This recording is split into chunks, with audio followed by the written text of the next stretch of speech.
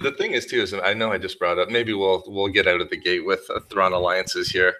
You know what the funny thing is everyone, does anyone have really strong critiques or semi-critiques of the novel? Because everyone I've talked to has either like loved it or really loved it. I haven't heard too many people who are kind of on the fence or even just didn't like it. I take it from what I've heard from you guys were all big fans as well.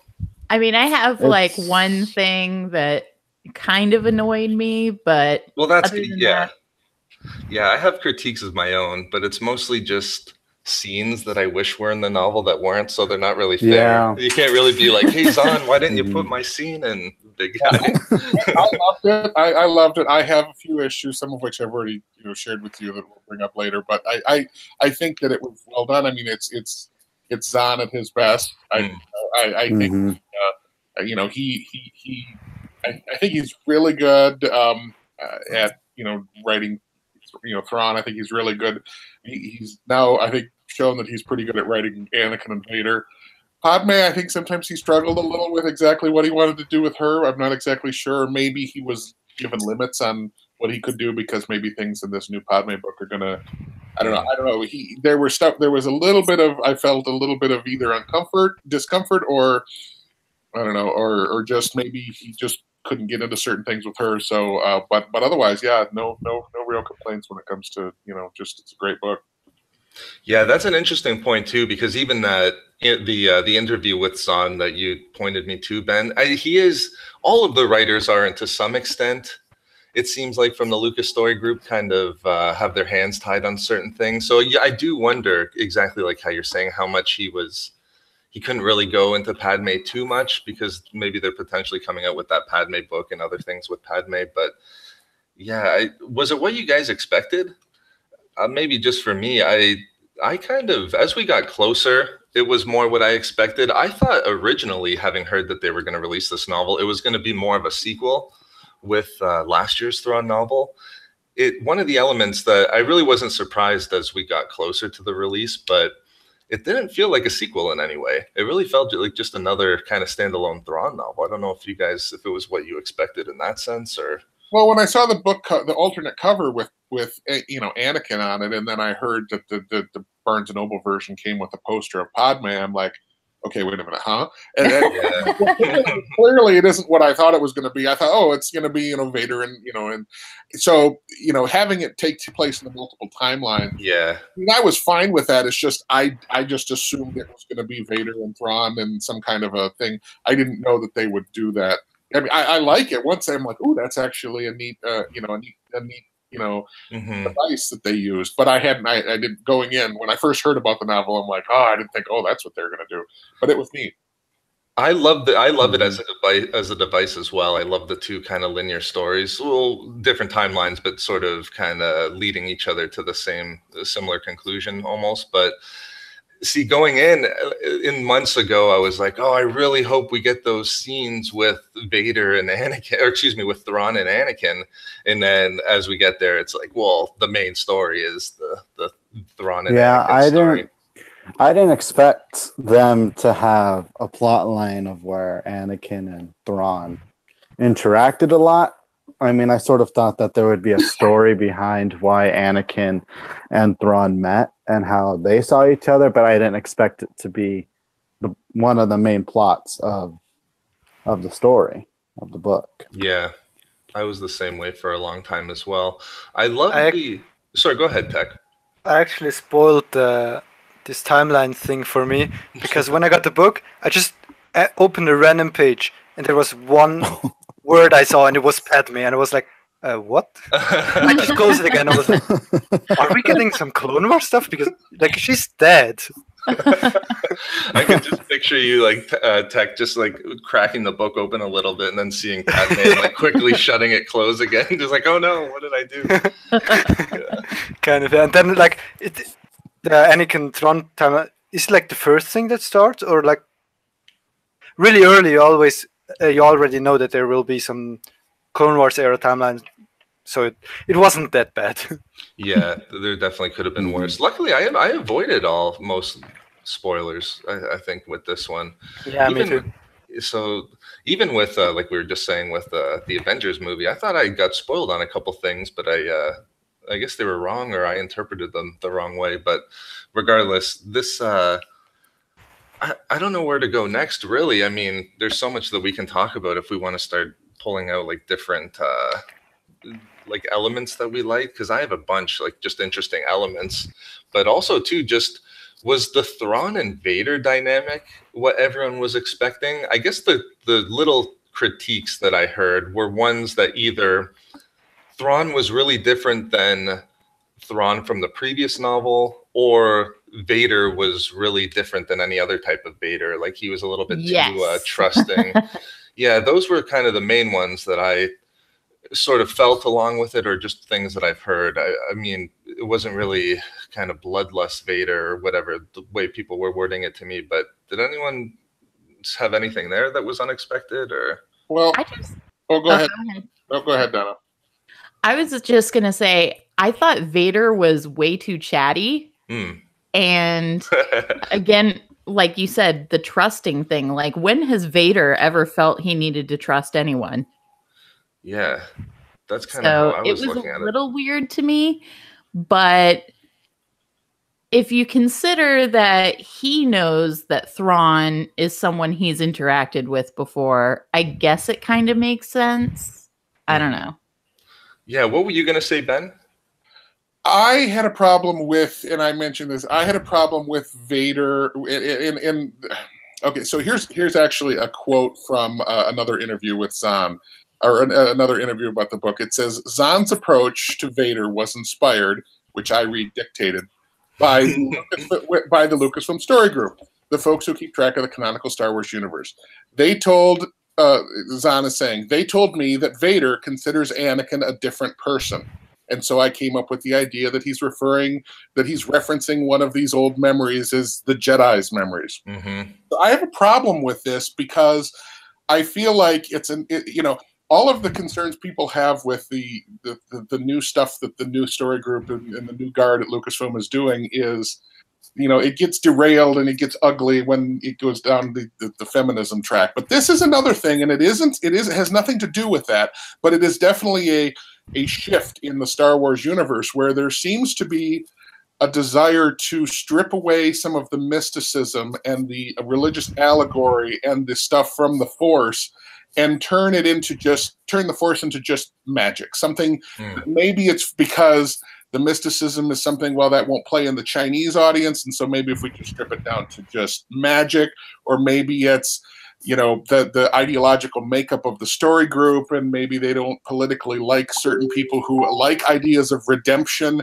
and they think, well, somebody like Space Hitler Vader could never possibly ever receive redemption because he was just too evil, so therefore we must absolve Anakin of Vader's sins by saying, well, Anakin was like a separate personality that kind of went dormant, and Vader was this different personality. It's like, no, Anakin killed those younglings. Anakin did all of these terrible things, and his redemption arc was the key to the Star Wars, story, was the key to that arc. And it seems like they're almost trying to diminish that and just say, nobody's going to buy that. I don't know if it's because they don't buy it or they don't believe in such a thing, but I feel like it's kind of a sanitization of, no, Anakin was really that bad. Anakin did these things. And Anakin was redeemed, and I felt like it was a whitewashing or an alteration, and I don't know why they're doing it or what the motivation is, but it's something that they're doing. Right. Were you going to jump in there, Tech? Yeah, I caught it there, Tech. But I've never really thought about it, but I have noticed it as well, and I know exactly what you're saying here. I noticed it also. They've almost done it like this multiple times now within the current canon, which is why maybe what you're saying with the story group and Zahn really rings true in some respects, because even Lords of the Sith, they treated Vader that way. In the first Vader comic issue, they really treated it like a separation of, I'm not sure if it's specifically trying to absolve Anakin of all of that and put it all on Vader, but there really is almost I don't know if they're trying to do it for the story's sake or if Vader's actually really trying to see himself as a separate individual as well with the whole Anakin's dead thing. Well, I mean, in Return of the Jedi, he does specifically say basically that they are two different people. Yeah, that Anakin that name has no meaning for him any longer. Mm-hmm. So it kind of makes sense, but I also see what Ben's talking about. It does seem like they're trying to widen that gap between the two. Well, and it just in general seems like there is a desire to kind of remake what Star Wars is by taking a bunch of stuff that's been familiar and removing it. It's almost like, they giveth and they taketh away. First, another example for this is, there is definitely a desire to get rid of good versus evil. Clearly, in the Star Wars, they're trying to do that. The Jedi are not, and this is where the Thanos thing comes in. In the comics, Thanos was trying to pretty much is what it was explained to me. I'm no expert, but pretty much Thanos wanted Death apparently is a female character, and Thanos was trying to get in Death's pants.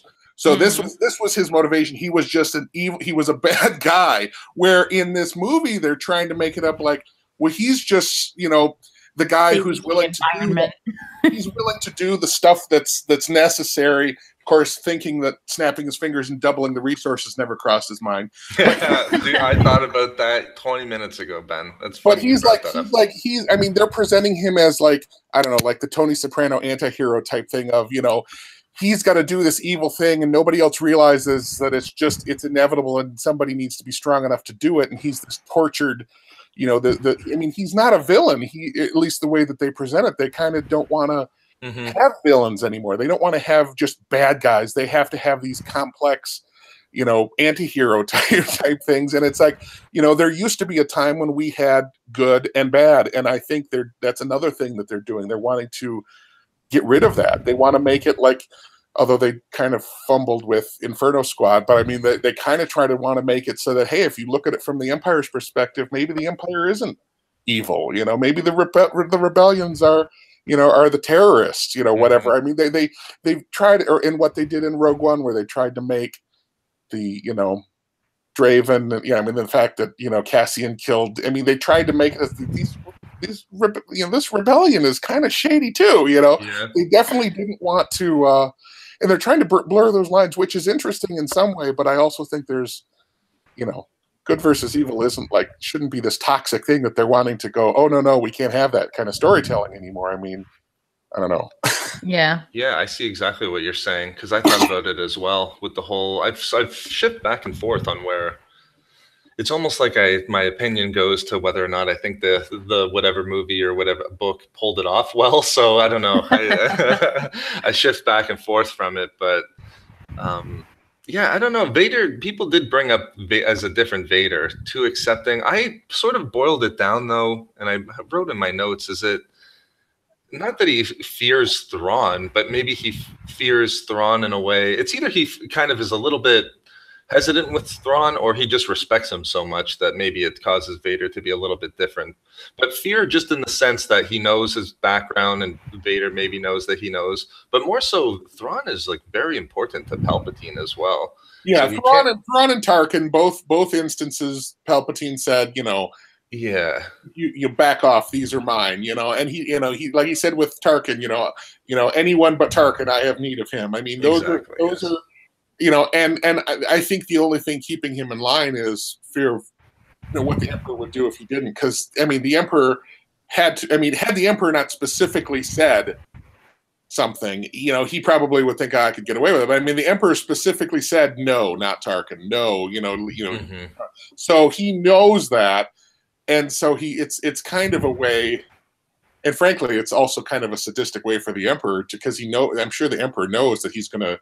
That they're going to tweak, that they're going to tweak each other. And Vader would love to just give into his anger, but it's almost like a sadomasochistic. It's just like, I'm going to have this guy, who I know is going to bug the hell out of you, and you could easily kill him, but you can't. And that's almost like a torturous S&M kind of thing that the Emperor is probably taking great glee in causing that anguish for Vader.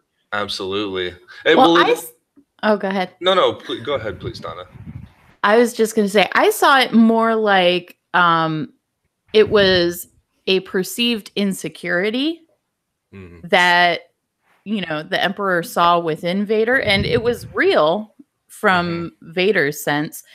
And so I saw it more like a master putting his apprentice intentionally into the fire to refine him. Yeah, those are both good points you guys are making, because that's exactly how the book starts off. Palpatine has the disturbance that he feels, but then I think it's like right away Zahn makes the point, like, this is a good way to test Thrawn's alliance to the Empire after his defeat on Atollon, and it's also a good way to test Vader. So yeah, it is like he's throwing them into the fire. And it's almost a test with both of them, especially from Vader's, because he knows he can't just kill Thrawn. Like when Thrawn's asking him, "Hey Vader, I need you to trust me on this one." My natural instinct is just for Vader to be like, Admiral Ozzel, like, no, I don't think so, not today. Like, here's a force choke for you. But I don't know. It was an interesting back and forth between the two characters. I think that some of it was he knows Thrawn's important to Palpatine, but I think that there was that mutual respect. Remember near the end of the novel, he had like Vader, when Thrawn tells him, you have full command of the TIE Defender, you can do whatever you want, you have full leeway.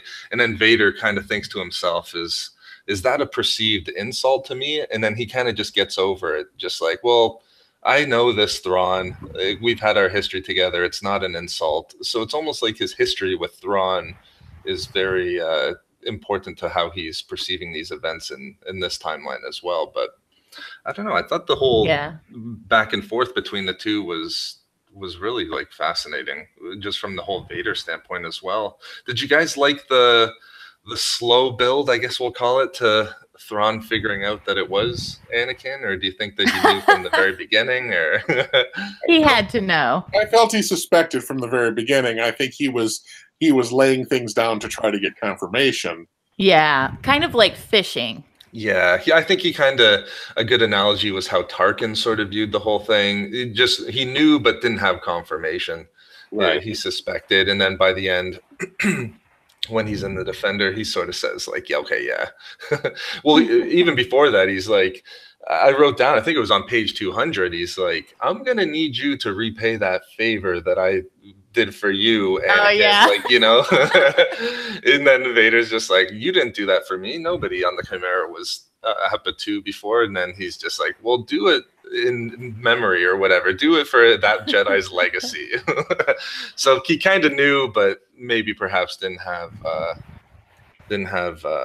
like total confirmation. Did you like how it was done and perceived? Do you think it's just natural? I mean, everyone almost that I talked to kind of thought that Thrawn would figure it out if he didn't already know, but did you guys like how it was done, or any issues there?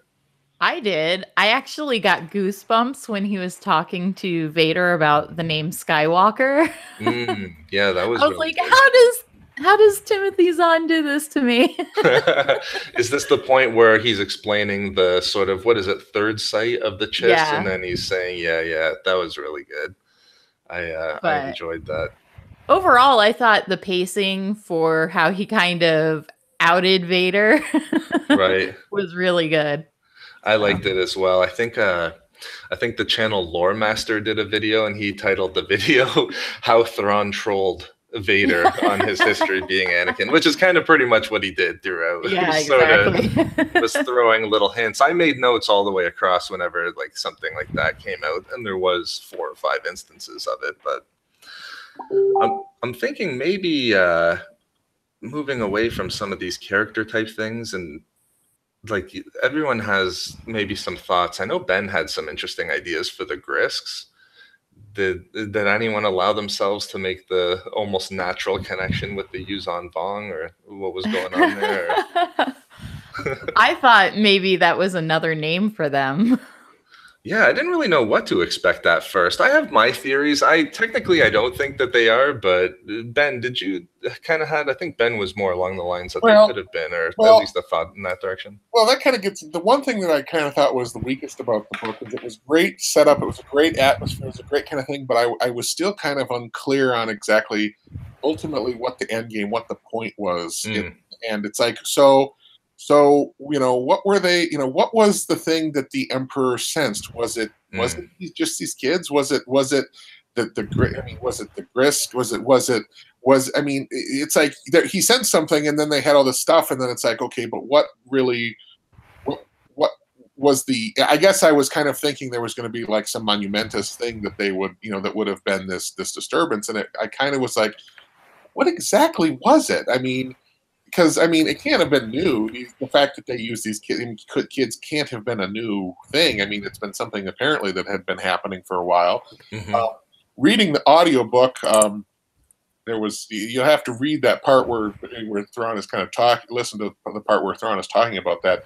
The way it was read and the way it was done almost made it seem like he was kind of like in his own head and introspection, thinking back, almost like either maybe,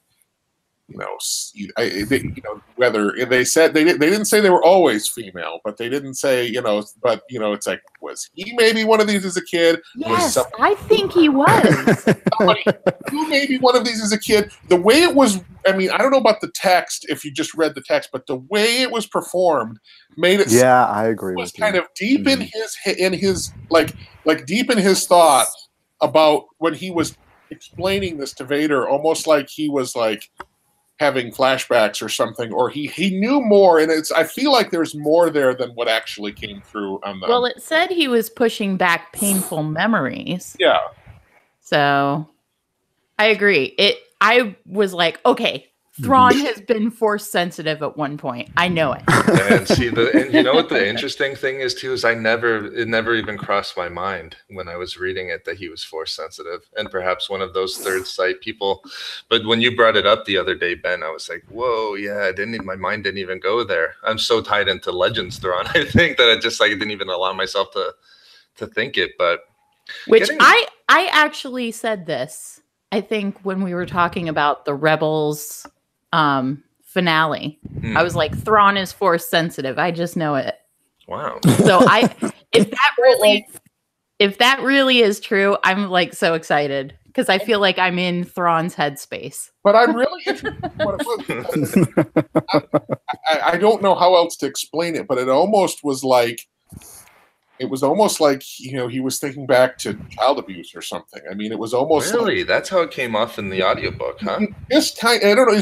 It's what I heard this sounds like there's something here. Like he's having, either he knew somebody, like somebody he knew, who knows? Maybe he had kids and one of his kids was taken. I don't know, but there was something that he seemed to just be haunted by when he was explaining what this was to Vader. And so I don't know.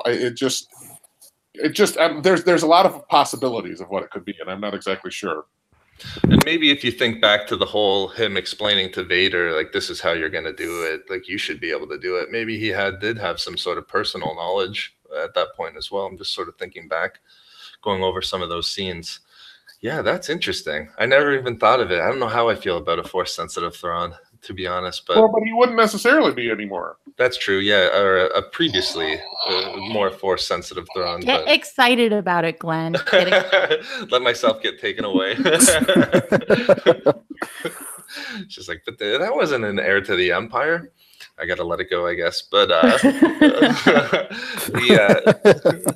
did you guys, going back to Ben's question, though, about the disturbance and the force that Palpatine's feeling, I kind of just feel that it was just kind of the Chiss children. I don't know if anyone else, if it maybe was more than that, or if anyone thought that it was something. I think that the force-sensitive Chiss children was sort of a really big reveal that Palpatine may have sensed from all the way out from Coruscant. But I don't know if there's maybe, I'm just trying to think, kind of let myself think if there was anything else that it could have been. But I don't know. I think the force-sensitive Chiss children was big enough to where it kind of fills that void on what it would have been. But I don't know if you had anything there, Ben, on maybe what you suspected, maybe something with the Griss. I don't know. It is interesting. It's interesting how it's kind of it's an interesting plot device to where there's this thing and it's a resource that is a hard resource to come by, and it's also a resource that is short lasting. So you have these kids and they're only able to serve this function until a certain time. So it's not like, okay, now we have this and now we can use it indefinitely. It's constantly this, so you could easily strand, whoever, it's like, okay, all of a sudden their secret weapon now has lost its potency, so therefore now they either need to source a new group of these children or whatever. So it's an interesting way to put an Achilles heel on this apparently mega bad guy that they're trying to set. I don't know. I mean, I'm still not exactly sure. It's like, so what is different about the unknown regions that they can't plot hyperspace courses the way that, I mean, is it just that it's so wild and there's like comets everywhere and it's just so changing so rapidly compared to the rest of the galaxy is much more stable? I mean, I feel like the rest of the galaxy would also have I mean, you would have comets that could be flying through hyperspace. I mean, they have to somehow track all this stuff. I don't know, maybe it's like the core part of the galaxy has a better air traffic control system for I don't know why, why the hyperspace, is so much more difficult to achieve out in the unknown. Clearly the Chiss are able to navigate this stuff. It could be Snoke. It could be Snoke. Could be Snoke. I mean, it could be Snoke. Yeah. I mean, messing with all the hyperspace lanes. Yeah, I kind of thought maybe that there would be something like that, because they alluded to it in the Aftermath trilogy as well. I'll just say too, if Tech's, I see text messages now, his mic might not have been working. If you're listening here, Tech, if you want to jump back in and test it out, just let me know, buddy. I'll be happy to test you out, because I don't know, maybe if I wasn't hearing them, were you guys hearing them as well? Because I no. know, okay, so maybe it wasn't just me. But just let me know, Tech. Jump back in whenever you get a chance here, buddy. I'm trying to find it because I wrote it down, Ben, why the unknown regions. Thrawn did yeah, see, it's on page 51 where they allude to why it was so impossible. The movements of those masses, this might have been, though, why they were moving the... Like, they just allude to the fact that it was, like, collapsed stars and... hyperspace lanes were constantly like changing because of that. But I did focus on things like that because I always like to know why, a huge section of the galaxy was completely off limits as well. So yeah, it's out there. I know they talked about it in the book. I just can't find it. This is the problem with making 12 pages of notes. You can't easily access the points that you remember reading. But yeah, I kind of just feel like it was the children, but I don't know if anyone else kind of... Oh, there's Diego. What's up, Diego? Hello, guys. Hi, Diego. Hey, Diego. Can you hear me? Yep. Yeah, we can hear you well. Yep. Okay, Loud and perfect. clear. Sorry for the delay, and for you, Glenn, for contacting you about my worries. I was... no worries, buddy. Yeah, it's just that I had this walking tour today, and I couldn't say no to this time. But when I finally arrived, I literally just got the email when I arrived to the meeting point that they were canceling the tour. Ah, there we go. Yeah, a bit annoyed that they made me go all the way there, but whatever. I finally got time to get here. Yeah. So how are you, all of you? Yeah, doing very well. Thanks for asking, Diego. Doing well. Doing good. I knew the Force was with us, Diego, and when you sent me that message. we're basically just, well, of course, we're talking about alliances, but just to double back in again, what I know that you were, I think you were a third of the way through on Monday, Diego. Did you get all the way through? And if so, what Yes, did you, I finished it. Very nice. What were your thoughts? Well, my thoughts are that this book was very intriguing and a very interesting example of how Thrawn is highlights the philosophy of the second to last book I read. Oh, what was that one? It's a book about social sciences and psychology called Against Empathy.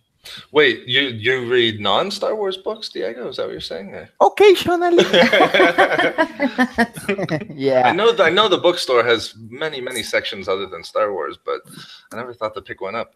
No, that's interesting. Diego. No, yeah. Essentially, very long story short, that book argues that people in this society, especially in the Western world, tend to have more empathy than they should, and that causes a bit of problems when it comes to policy decision making and just plain old priorities in individual relationships. But that you should be compassionate. It's just that you shouldn't have too much empathy with other people, which are two very different things. And when I was reading the book, I was like, damn, Thrawn embodies everything that author was saying.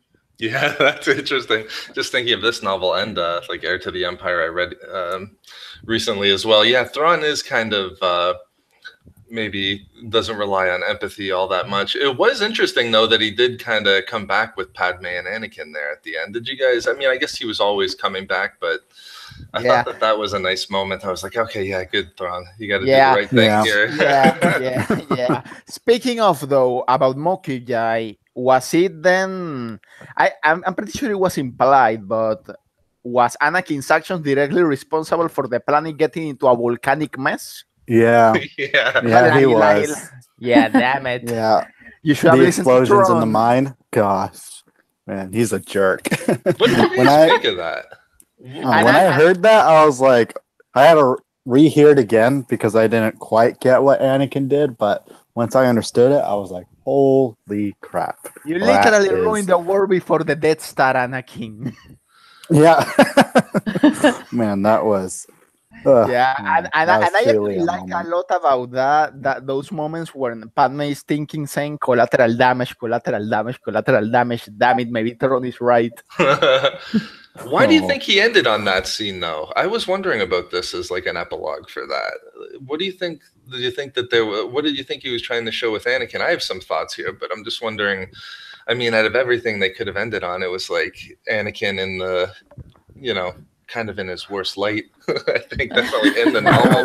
But... Well, I actually think it could tie to the very last page of the book where, for me anyway, I don't know if in your Kindle or book version it was in that format, but I was reading it on my phone, so it was the last one for me. It said that when Thrawn was telling Vader that, implying that he knew who he was, and then Vader was like, Anakin Skywalker is dead, and he was like, I know. That's basically him acknowledging that the impulsive guy he met, he may be the body inside the suit, but there is virtually next to nothing about the man he met anymore, and that's a way to highlight the difference, I think. Yeah, that's interesting. See, I thought that I kind of maybe just boiled it down to, I was looking for maybe a deeper meaning on the whole mind situation there, but I think it might have just sort of boiled down to, classic Anakin trying to do the right thing and it not going the way that he then it just foresees. Falls apart. Yeah, he's it all kind falls of apart. prone to make quick decisions. I don't think he clearly, I mean, it would have been interesting had he set it up like he was like he might have known that would have been the reaction, and like that he was kind of like a dark moment for Anakin where it's just like he might have known that kind of destruction would have happened and he would did it out of spite or something. But clearly the way they played it was, oh, oops, I guess I didn't think that was going to happen. Yeah. And then they quickly moved on. Like, wasn't it, let's go get something to eat or something like that? Or I forget. What's interesting is the Padme... farmers were going to try to kill them if they stayed long. Right. Go ahead, Donna. What were you going to say? Well, I was going to say, what's interesting is Padme actually brings up when Anakin killed the Sand People. Yeah. So I really like did that think part. that was the direction they were going with it. Yeah.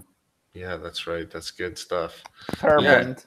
They're not too far away from Revenge of the Sith either here at this point, right? Because we do learn in the book that it's post Ahsoka leaving, and again, I'm not sure exactly what it could be months, it could be weeks, but Ahsoka left in the year, I think it was like halfway through year 20 before the Battle of Yavin. So at the most that would be 9 to 11 months, I think, before Revenge of the Sith. Right. You know, that relationship was doomed to begin with. It's like you try to commit genocide, and she just keeps bringing it back up for.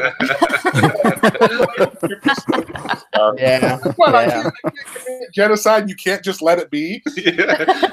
Oh God. Yeah.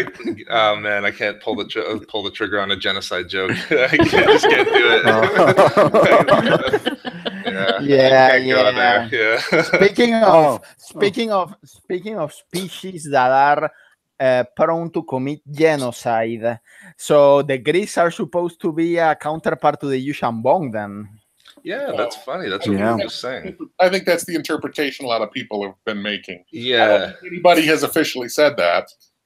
Well, I actually thought that given the fact that they don't, from what we have seen, they don't have the signature voiding the Force presence, and the fact that the Shiz did knew a bit about them after having clashed somewhat with them in the past, then I would consider them more closely similar to that unknown region species that Thrawn fought in Outbound Flight. Mm-hmm. What was the name? Bestari, Begari, Bagari, something like that. Yeah.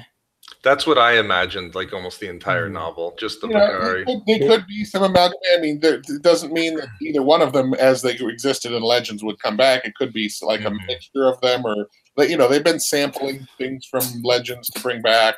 Yeah. Who knows what they have planned for the Griff? Yeah. Speaking of, one of my biggest shock moments in the book was Thrawn basically acknowledging that the Ascendancy is possibly in a state of civil war. Yeah. I mean, what the hell? Yeah, that's where I was just gonna say. Like, we're thinking of directions that they could go after this now. It's like, this is why I thought that they weren't really the Vong, because I think now you're gonna maybe focus on this civil war, which I think would be a cool direction to take the story at this point.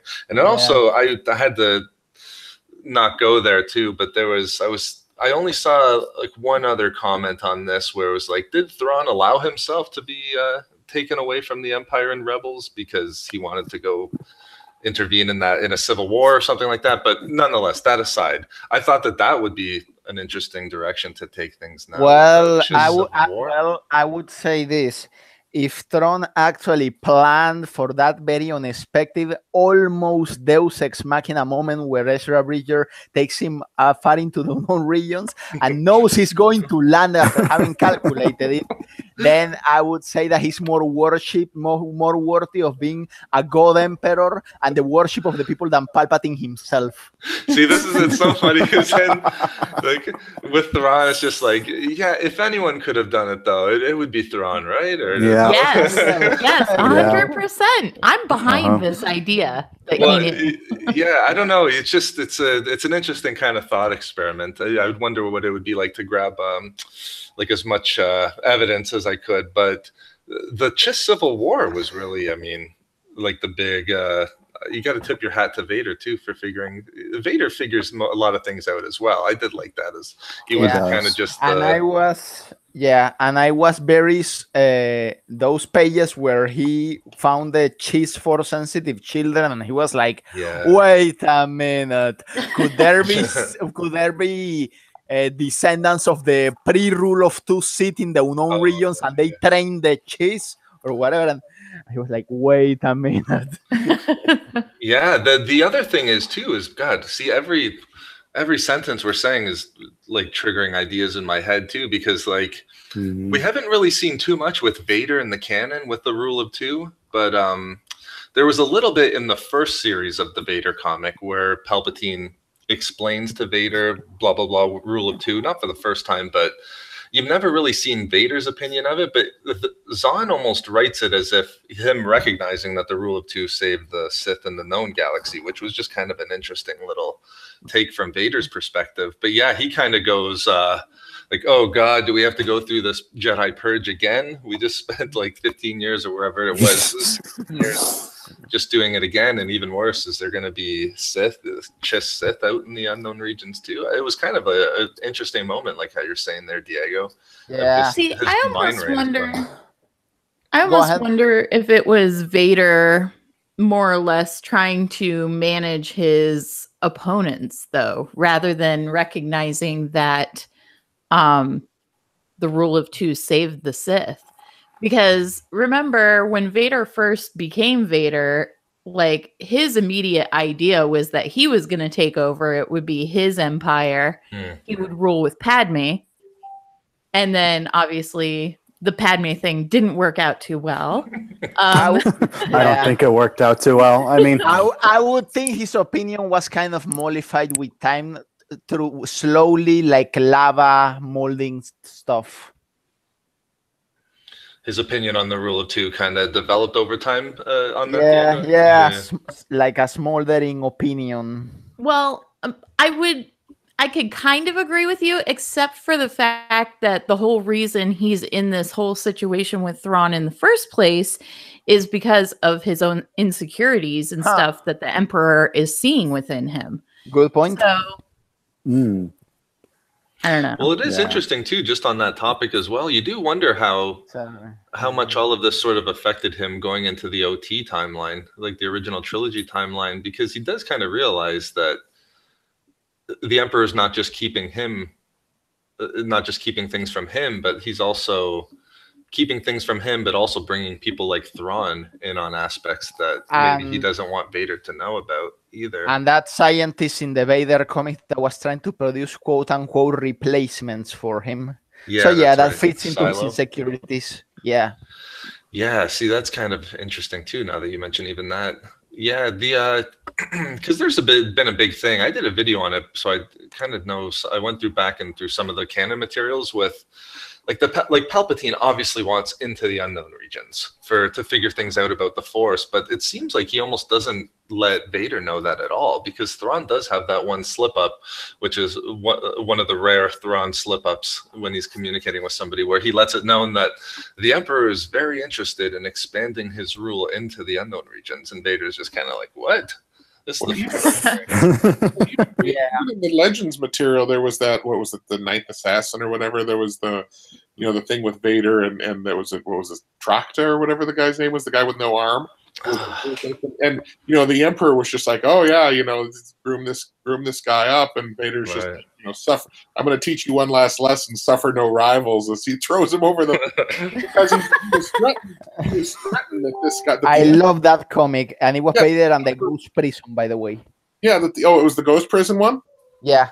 Oh, okay. I wasn't sure. I knew there was one. And anyway, you know which one I meant. But yeah, I thought for sure that he's like, holy crap, the Emperor, is wanting this guy as a potential successor. Well, we can't have that, Right. Yeah. It's awesome. Sorry, go ahead, Diego, if you're gonna.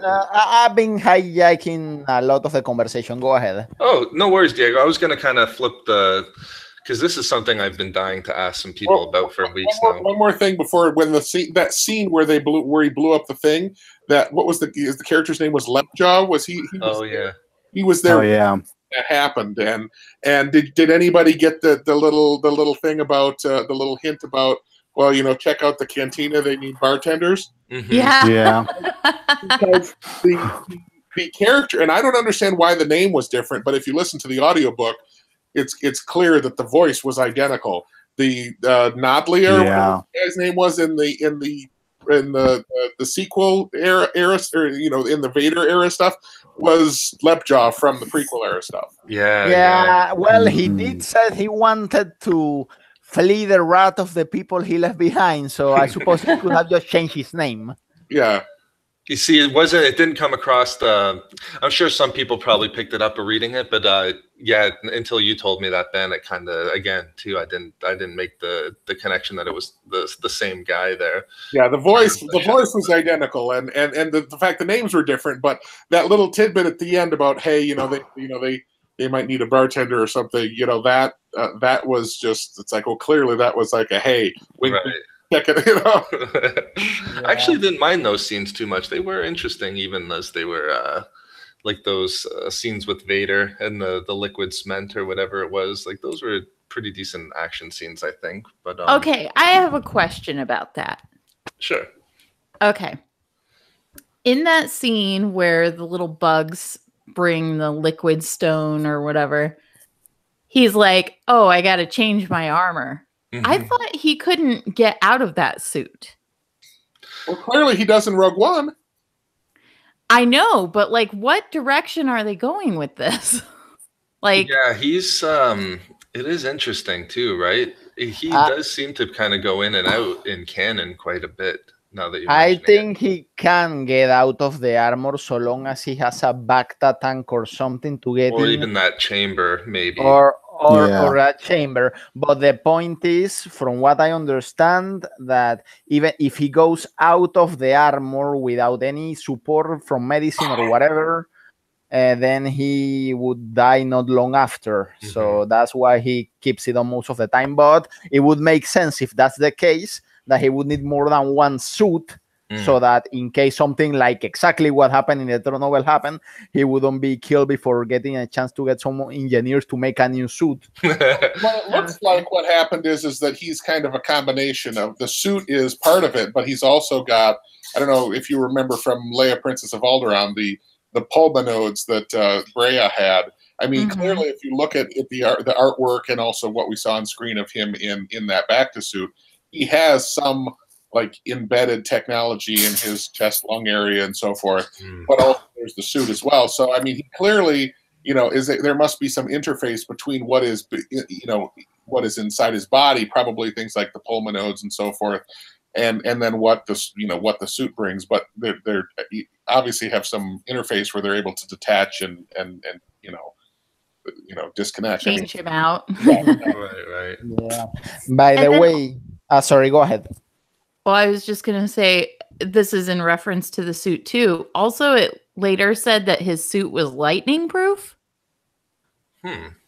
And because, those lightning gun things, Thrawn is like, I think it was Thrawn, maybe it wasn't, is like watching the lightning gun things hit him and then it's just kind of dissipating. And I was like, but I thought part of what killed him when he threw Palpatine over the edge, or Sidious, sorry, was that he was using Force lightning and his suit wasn't lightning proof. I actually have an explanation for that.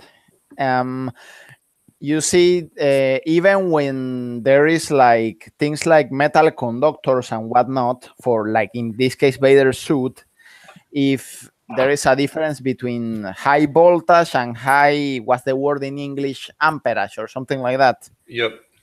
So when I was reading that, I thought that perhaps those lightning guns have a lot of high voltage, but not that much amperage.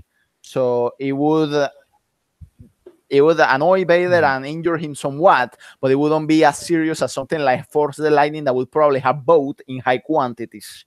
Well, and the other question is, did this take place after Vader comic number 18? Yeah, when he versed Tarkin. Yeah. Because Tarkin lured him out, and then he got shocked by lightning. There's that, yeah. Yeah, no, there's also the thing with what's his I mean, clearly whatever happened with in issue 1 of the Vader Volume 2, where the Emperor, if you touch me with the Force again, and he laid into him with the Force lightning. I mean, clearly, that happened. But Vader also may have made changes to his armor to kind of protect against that kind of stuff to some degree as well. I mean, they also showed it in one of the comics in the where Vader himself used like a Force lightning ball like a plasma ball, so Vader could utilize some kind of Force lightning as well. That originated kind of from his whole arm, and I don't know, they did. So they've established that even Vader has some Force lightning ability, but I'm still not clear as to what the suit protects against or doesn't, or I don't know, because this latest issue with the Tarkin, it's like, well, wait a minute, so did he make changes to protect it against once he discovered that weakness? But I don't know. Yeah, that's kind of what I assume. I think he did that in Legends too. I think he made it some sort of counter to lightning. Not enough, but to survive Force lightning. But yeah, see, the thing is, I can't even remember the scene. I can't picture it in the novel, which is kind of making me feel like I shouldn't jump into the input here. But yeah, I don't know. The maybe the dissipation, was it from the suit alone, or was it from Vader? Like, you know how he can dissipate the blaster bolts and things like that. I'm just not sure. I can't remember how it went down exactly, but Oh, that reminds me of an interview with Zahn. One of the things, of the many things that still persists in the canon because of him, you know, Coruscant, the planet name, and all this other stuff. But apparently, a lightsaber absorbing, you know, force lightning is, you know, deflecting, or, you know, kind of attracting and absorbing it, is something that Zahn came up with in Heir of the Empire, and it's something, you know, with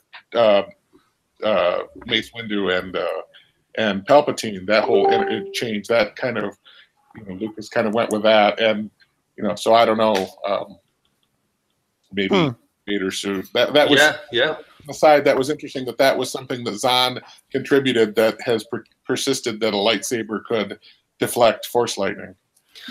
Yeah, that's interesting. I'm sure they would just kind of put it off to like a difference between force lightning and whatever these guns are shooting. But yeah, that's interesting. Yeah, guys, one thing. Remember my cousin that has been watching Clone Wars and Rebels with me? Yeah, that's right. Well, Yeah. Since for the last, we finished Clone Wars a while ago, a few months ago, and he decided that he had so much fun with Clone Wars that he wanted to read some of the canon books and comics that were set between Clone Wars and Rebels.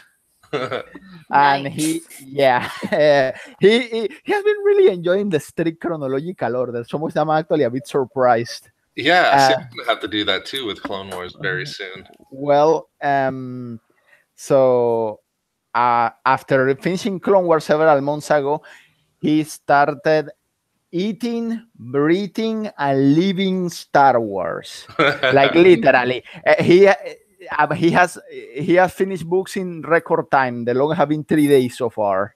Having consuming everything in chronological order because he knows I'm leaving soon. So he wanted to finish that all the way to Rebels, and then finish Rebels, watch Rogue One and A New Hope before I leave. Oh, yeah, sounds complicated, but we have actually managed. He after finishing the third arc of the post Revenge of the Sith Vader comics, which he finished in late June. He already read Catalyst before and a few other things. He literally binge watched all of July until he could finish every book and comic in between, and the Han Solo movie. Yeah. wow. And after we finished season 2 of Rebels, after the first few weeks of July, I told him, well, technically this book begins several years before season 3, but it does ends after season 2, and you're gonna love it. It's called Thrawn. Enjoy this character. The canon one for Timothy Zahn. And he loved it so much that he finished it in, like, I don't know, 14 hours. He literally didn't sleep that day. This was Thrawn Alliances, or no, the first one. the first But one? here's the thing. By the time he finished it, it was already the 24th of July. So I told him, hey, you liked it? Well, the sequel is coming, and from what I understand, it's set between season 3 and 4. So we binge watch all of season 3 in a weekend. And then he started reading Throne Alliances. He actually finished it before I did. And that's hardcore. I'm so proud of my That's pretty Padawan. hardcore. You've really turned him into a fan then, eh, Diego? Yeah, good job, Diego. I mean, he has some motivation as well because he knows I'm leaving for 4 months. So he refuses to watch the shows or the movies without me. He told me so. So when last episode we watched was the last episode in Rebels in season 4 where we saw Saw Gerrera. And he was like, hey, that's the guy from the Clone Wars and also from Catalyst and also from several other hints that I have read in between and the Star Wars Rebels season 3 with Geonosis. So when he is actually coming later this evening so that we can finish Rebels season 4. And then the plan is that tomorrow we're going to watch Rogue One. And the day later, which is the last day before I leave, we're going to watch A New Hope. Nice. Wow. And we're on schedule. And then, nice. Very nice. Very hardcore. Yeah. Nice plan. Season 4. Nice plan. Yeah. And here's the thing. No, you can't. The bench. We are not watching the epilogue of season 4 yet of Rebels. But here's the thing. We knew that we wouldn't be able to get enough time with what we had left to finish all the way to the sequel trilogy. So I told him that our goal should be to at least make it to A New Hope, because after that point I'm leaving, but I could lend him one of my 2 Kindles, and then he can start reading all the canon comics between episode 4 and episode 5. There you go. Yeah, that's actually maybe a good place to kind of leave him. Exactly. So he told me, okay, I'm not going to watch Empire Strikes Back. I'm going to be reading everything else in between these 2 movies. And then when you get back, we're going to watch Empire Strikes Back. There you go. Nice. Don't forget that one show. Don't forget Forces of Destiny, right? Don't forget about that. We are going to leave that for later. Don't forget about that one. You're going to watch every... we will. It's just that those episodes jump a lot very back and forth between the different eras. So we're leaving that for later. That is true. So when we... Forces of Destiny is not necessary. No. If you wanna watch all canon, I know you have to watch Forces of Destiny. Oh, I know. And here is where I am so proud and a bit afraid of the Padawan I have trained. I know what Obi-Wan felt in Revenge of the Sith now. He told me that he's going to be reading all of that expanded content in between before episode Empire Strikes Back. But he says, when I get back, we're going to watch Empire Strikes Back and Return of the Jedi. And then I'm going to wait until Star Wars Resistance is done before jumping to the sequel trilogy. Wow. Oh, wow. I know. You're going to have to hold off on the movies for months. Yeah. Or whenever Resistance ends, I guess that too. I know. So he told me he's going to, and he's also, we already have the whole chart of things he can read and cannot read before that point. And to fill in some time, because we don't know how many seasons Resistance is going to have, we decided that he decided, to get Star Wars, The Old Republics, and that's Legends, and very backwards in time. And he tells me that he intends to finish all the class storylines of all the 8 characters twice. One mostly light side and one mostly dark side, so he can get. Yeah, I know. My God. Yeah, I am like truly. Just for that, I told him, by the rights of the council and the will of the Force, Bruno Sosa, you may rise. I feel like this story is going to end just one day. And it's just going to end like, and that boy grew up to be Dave Filoni. Dave Filoni. I know, right? I know. But you better watch out. The student always rises above the master. Yeah, that's right. Well, Rule of 2. I will be a very proud master if that happens.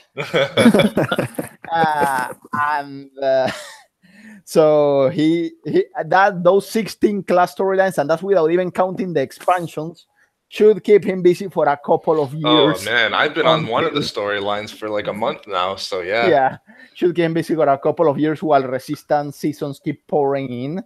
So then, between that and reading the Aftermath novels, Lost Stars, and the other novels in between, we are getting to Resistance. And once we are done with that, we are going with the sequel trilogy. You can finally get to the sequel. Exactly. Gosh, wow. He really has become dedicated and single-minded in his pursuit of Star Wars. There you go. Good luck. You'd like Good to hear luck. I know, sorry. I know I kind of hijacked the conversation for a while, but I was so wow. I've never heard something like this before for Star Wars. So Yeah, I never heard anything like that before too. I'm Man. gonna have to do like a third of that, like some of those episodes. But man, crazy. Yeah, good for him. Can I throw out a question here? Just the one that I've been sort of sitting on for a few weeks now as well. Like, just with Thrawn alliances, but just generally, it's just like, what do you guys think Thrawn's up to now at this point? Like, do you think he's completely committed to the Empire? Do you think he's telling everything that he knows? He's keeping things back? Because I think he's keeping things back. See, I do too. I don't think he's being Completely honest yeah. about it. Even things he says Yeah. near the end, I'm like, I don't know if I believe that 100%. He's got a smile on his face when he's saying some of this stuff. So come on. Yeah. Milk and red eyes, not a good combination. Well, they made it very clear that he, it's like whenever Anakin and he talked about the Chiss or whatnot, he would always be very short and give very little details and would always, he's clearly, he would ask all kinds of questions and would elicit a bunch of information, but when asked for information in return, he was always very good at deflecting or keeping it very generic. And so, they made that very clear that that's what he was doing then. So I don't see why that. Yeah. But he certainly doesn't sound like somebody who would just open up and gush and tell all. He's clearly holding his cards very close to his chest. Like, yeah, but how much of that is because Palpatine specifically told him not to reveal too much unknown region stuff to anyone outside his high command, or I don't know. No, I think he's even doing it with Palpatine. Yeah, I think he's doing it. I think so too. Much said as much. Palpatine pretty much said as much in the comics as you're just. I don't know how it was almost like you're just doling out enough to keep me interested, and he didn't want he knew that of course if he laid everything out, then Palpatine wouldn't need him animore. So yeah, smart guy. For the information that he has, if he's given all the information away, then he is of no value. So he knows. Yeah, I have a question. So, do you guys believe that the Chiss are in a full-on civil war by now? Because, mistaken me if I'm wrong, in last year's Thrawn book, when he was talking to Night Swan, he sort of infers a story about how the Chiss made it look like that he was deserted on the planet, and how the Chiss wanted Thrawn to investigate all of its enemies and all of its allies, including the Empire. So, do you think he's still doing that and making up the facade of the Chiss being at war with each other already, or do you think that part is somewhat true? Well, there was the Recon Chiss ship that escaped the battle that was on the side of the Greeks, so that's kind of hard evidence right there. When I have been thinking about that, my impression has been that Thrawn is still technically exiled as far as the public of the Chiss is concerned. I am sure only just a handful of members in the aristocracy and high command even know that he's actually on a secret mission. So, and we don't really know how much he has in the way of actually communicating with the Ascendancy, aside from the Admiral that was also in outbound flight. Yeah, Aralani. I think it's very likely that there are, in our government, it's like if they could actually have an internal, civil war between the donkeys and the elephants, they would. They have. I have to think that the Chiss has, a left and a right party, and one who thinks that we should expand out into here, and the other one who thinks no, and they've got to have infighting. All governments have that. You very rarely have everyone on the same page. So it's like they could easily have, and especially when it comes to huge foreign policy matters, like, hey, there's these huge, thing out in the core. Do we like stay isolationist, or do we approach it? that thing right there could tear apart a government like the Chiss ascendancy of we want to avoid that, we want to become allies or something. I mean, I think that's very possible. There could be a huge infighting, especially since I think didn't they establish that the Chiss ascendancy is kind of like that there are various family houses that kind of influence. You get different, House Stark versus House Greyjoy versus, I mean, heck, Game of Thrones. I mean, you could very well have, the Chiss ascendancy be Game of Thrones phase. Yeah, and it's a good point. Backstabbing without much of the emotional baggage, just cold rationality. I would watch the hell out of that. Yeah. Yeah. Yep. Well, the thing you're bringing up too, Julian, is really interesting as well, because I thought about this too. I don't know how much time has gone on between alliances and the Night Swan speech as well, but I did start to wonder too, like how much changed when Thrawn left the Chiss ascendancy? Because when he left for alliances, I think we're looking at something like 10 years potentially as well. So maybe the Civil War starts to ignite within that period as well. But I do think that there is a piece of Thrawn, though, that isn't playing the Empire 100%. I do think that he sees the value in having the Empire as an ally, which is what's driving him to destroy the rebellion. So I think that I don't think that the Civil War has kicked off yet. I think this is maybe where I thought things were going potentially. They're sort of on the precipice of it, and I just don't think. That's the question. Was he exiled, or was he on a mission where he was supposed to appear to be exiled, or just maybe the latter?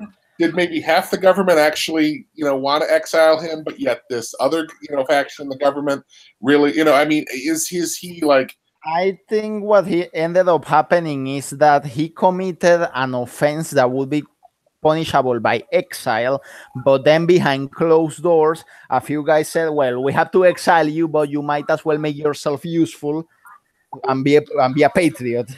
See, that's not what he says to Night Swan, though. He says to Night Swan, he says that it was a mission for the Chiss ascendancy, that his role was to figure out how he could bring himself, whether or not the Empire could be an ally against the threats to the Chiss, or if they should try to weaken the Empire. So I do think that the way that Thrawn explains it to Night Swan, which I don't know, I think Julian's read it recently too. I find that to be kind of the most honest conversation Thrawn has had on any of this stuff. And he says, because he wanted to recruit him. Exactly. And like he did with Eli. But he says to him, I was on a secret mission where the Chiss made it look like I was exiled. By making it look like he was exiled, then he could get in league with the Empire easier, because it looked like he had lost his ties to the Chiss. And Palpatine questions him about that on the first meeting as well.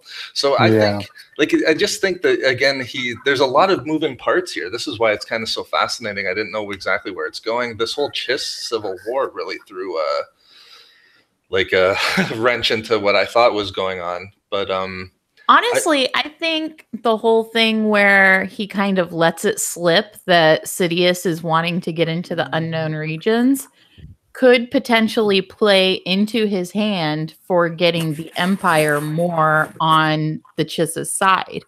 Because I think he's using that as a seed of maybe, I don't know if disloyalty would be the right word, but he's planting that seed in Vader, hoping that Vader will eventually supersede Sidious, and he has an alliance with Vader, or at least an understanding. Mm-hmm. You know what I mean? So that if the Chiss ascendancy needs the Empire to come to them and Vader is in charge, it's much more likely he'll be able to manage that. Yeah, that's interesting. See, whether or not it's Vader or Palpatine too, that's just a really interesting point as well, because I kind of felt that Thrawn doesn't really trust the Empire too much.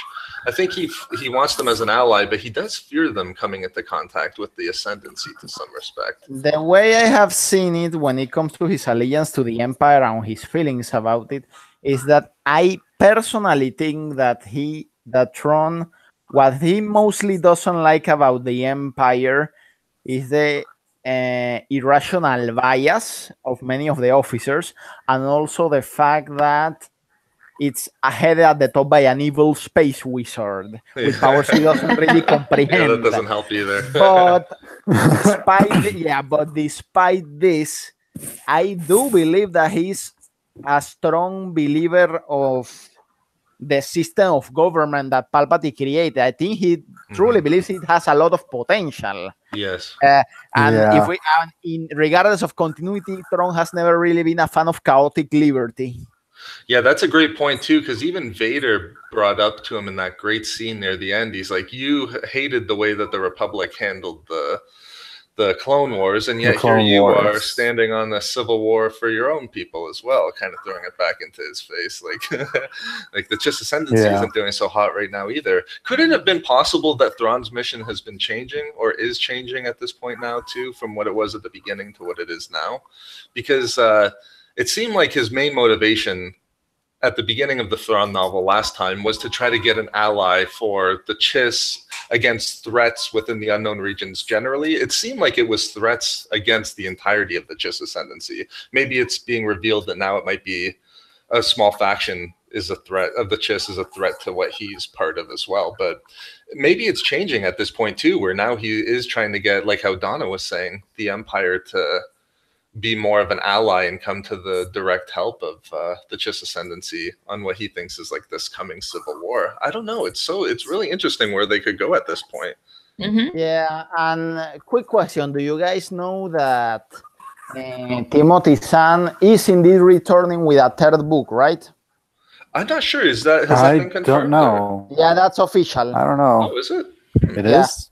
When they reported like a month before the first Thrawn book was released last year, they won an interview. They said that he signed a 3-book deal with Del Rey.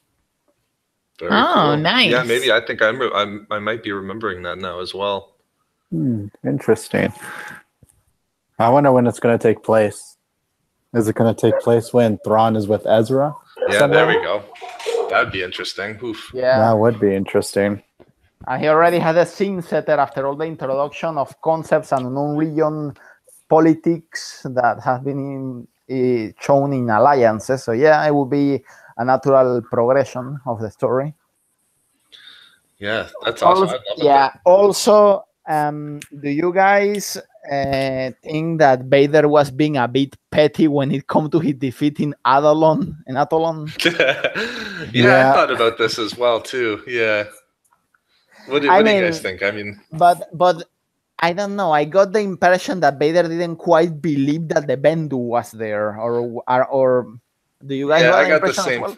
Yeah, I got the same perspective because it is glossed over very quick. I think by Palpatine, from the perspective of Palpatine early in the book, but I think Vader is like, and he supposedly says that there was some like mystical creature out there. It sounded like he kind of didn't really believe him, but Vader might have been looking for Thrawn to be defeated at some way, but yeah, he really did not like that he lost that battle. No, it comes up a few didn't. times. Yeah, He's definitely rubbing it in. I mean, it got to the point where it's like, okay, this is getting like petty even for Anakin. I mean, but it did seem petty, but at the same time, usually when people fail Vader, he just kills them, and Thrawn is still there, so I can see the annoyance. But I also, I don't know. I'm kind of like, well, I would have thought there would have been much more. Wait, what is this?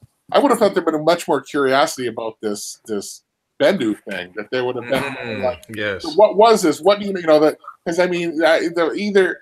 I mean, I don't even believe. I feel it's some kind of weird to just go, oh, I don't believe that exists. Clearly, Palpatine either knew of the Bendu or and it's like you'd think they would have pumped him for information and made more of a deal of it rather than just kind of like, I don't know. Yeah, that also reminds me of Palpatine's biggest miscalculation shown in Thrawn alliances.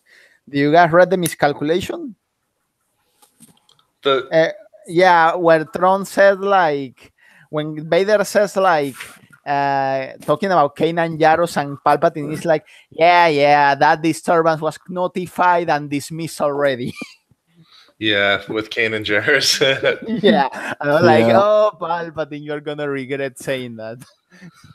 Yeah, I was kind of anticipating, if not Bendu stuff from the perspective of Palpatine and Vader, I was thinking of maybe Thrawn dishing on some Bendu information as well. I thought that we were going to get some.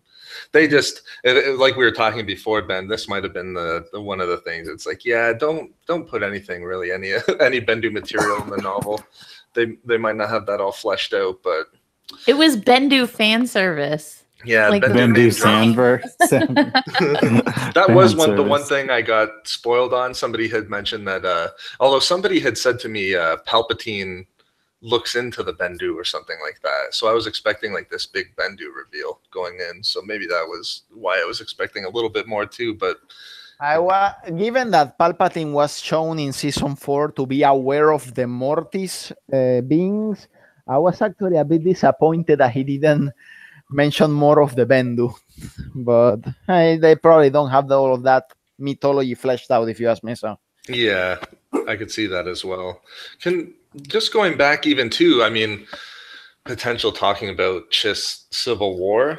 Do you think, like, what do you think the Grisks are doing? Like, I almost got it that they were doing the same thing that the Chiss was doing.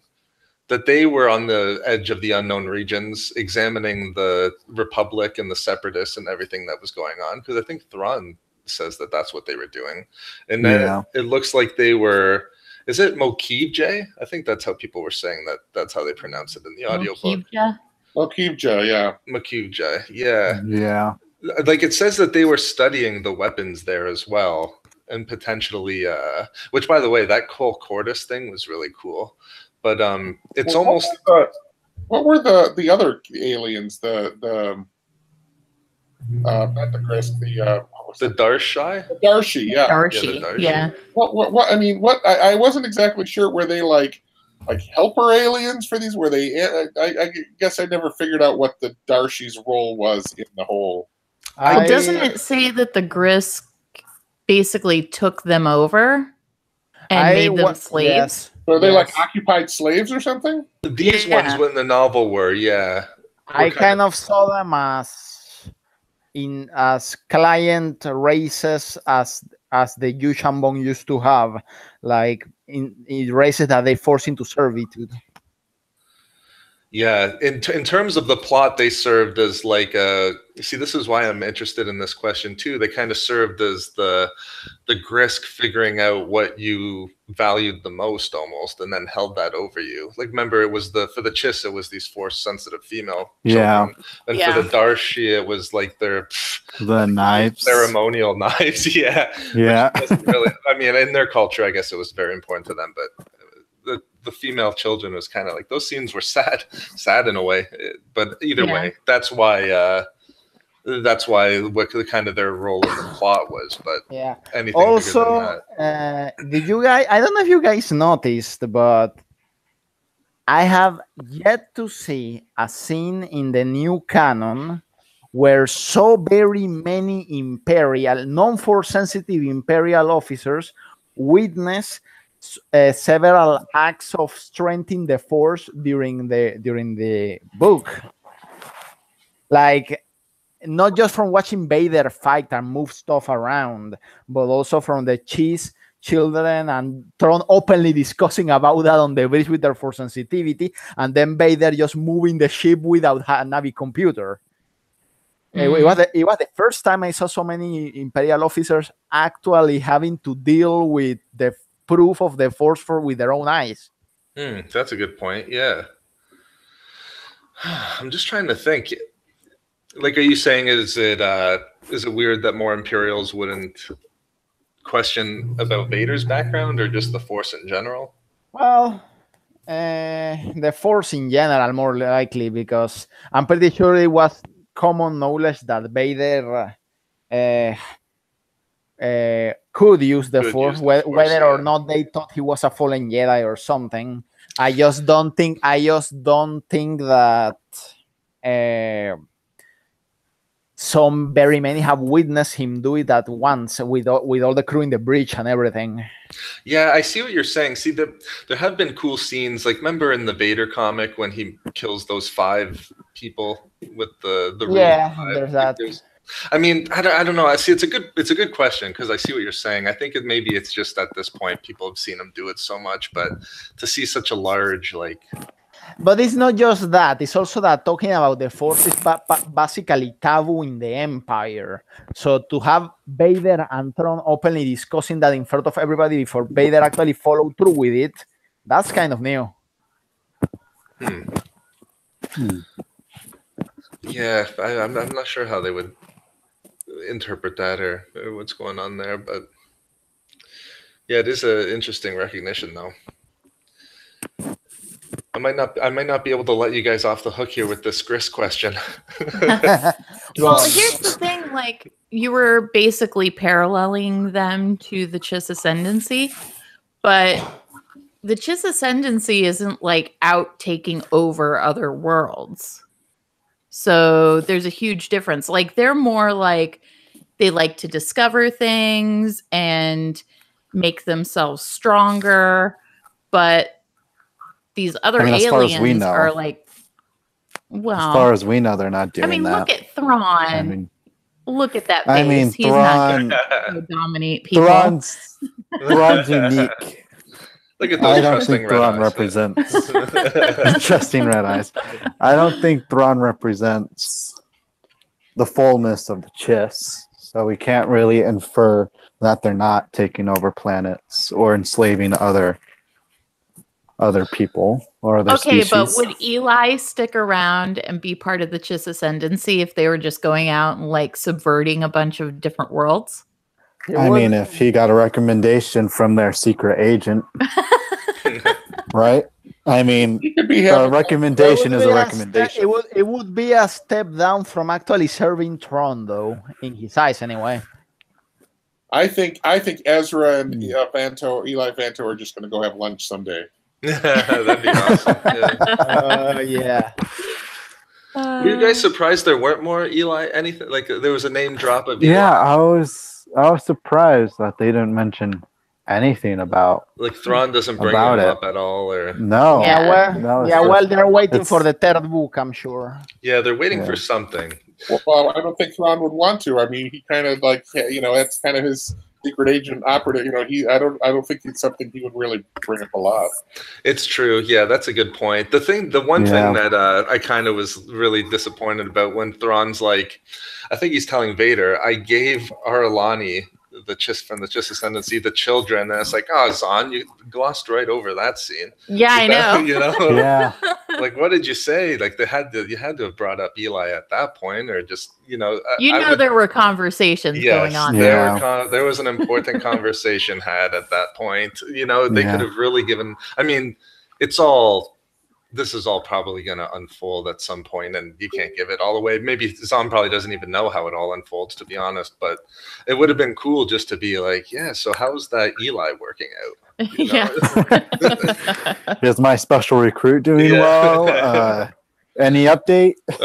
On the plus side, at least we, kind of have a little bit of insight as to what other people are thinking regarding Eli's disappearance. Yeah, that was cool. Yeah. I think Commodore Faro brings it up. It's right at the beginning too. This is why I maybe thought there was going to be more Eli, but yeah, the unexplained disappearance of Eli. What did you think of her as a character? Annoying. Really? You found I didn't want to directly say she was a stand-in for an Eli character, but she was definitely the one that was benefiting most from learning from Thrawn, I think, in the novel. Yeah. I enjoyed her. She was in the first Thrawn book too, so there was a good kind of progression there. Or if not her, then maybe what was it, Kidman? I think his name was the leader of the First Legion. Oh yeah, or whatever. Yeah, there was kind of some interesting side characters, I guess, on this. I like how Grook, right, or Ryuk, Thrawn's secret assassin, Rook, and how they interacted at the beginning and all throughout the book. I loved it. I loved that was good. Interaction of it. It was great in small doses. Yeah. Yeah. I know what you mean there because it did kind of build to a good a good working relationship between the two, which was kind of Yeah. interesting to see as well. But yeah, Rook was interesting, I guess, in this book too. I completely forgot of Rook. I didn't write him down in my notes here, but yeah, he was there. There was the Circus, I think his name was, the TIE Defender pilot. He got name dropped, I think, by Vader, but I'm not sure if we've seen any other characters directly. Scarus, I think. Scarus, yeah. I liked the ending of where Vader gets in a TIE Defender. Yeah, me too. Yes. Yeah. I was And like, then he yes. gives pointers on ways to improve it. Yeah. I was like, they I got finally the hardy written eyes my for fan that. fiction. Well, the thing is too is like Vader's. I'm gonna need you to make this faster and more heavily armed. It's like Vader. It's already almost twice the speed of like X-wing. Yeah. Torpedo missiles and this. It's like wow, he must really have liked it. But yeah, I have to wonder if Vader ever continued the TIE Defender project after Thrawn disappeared.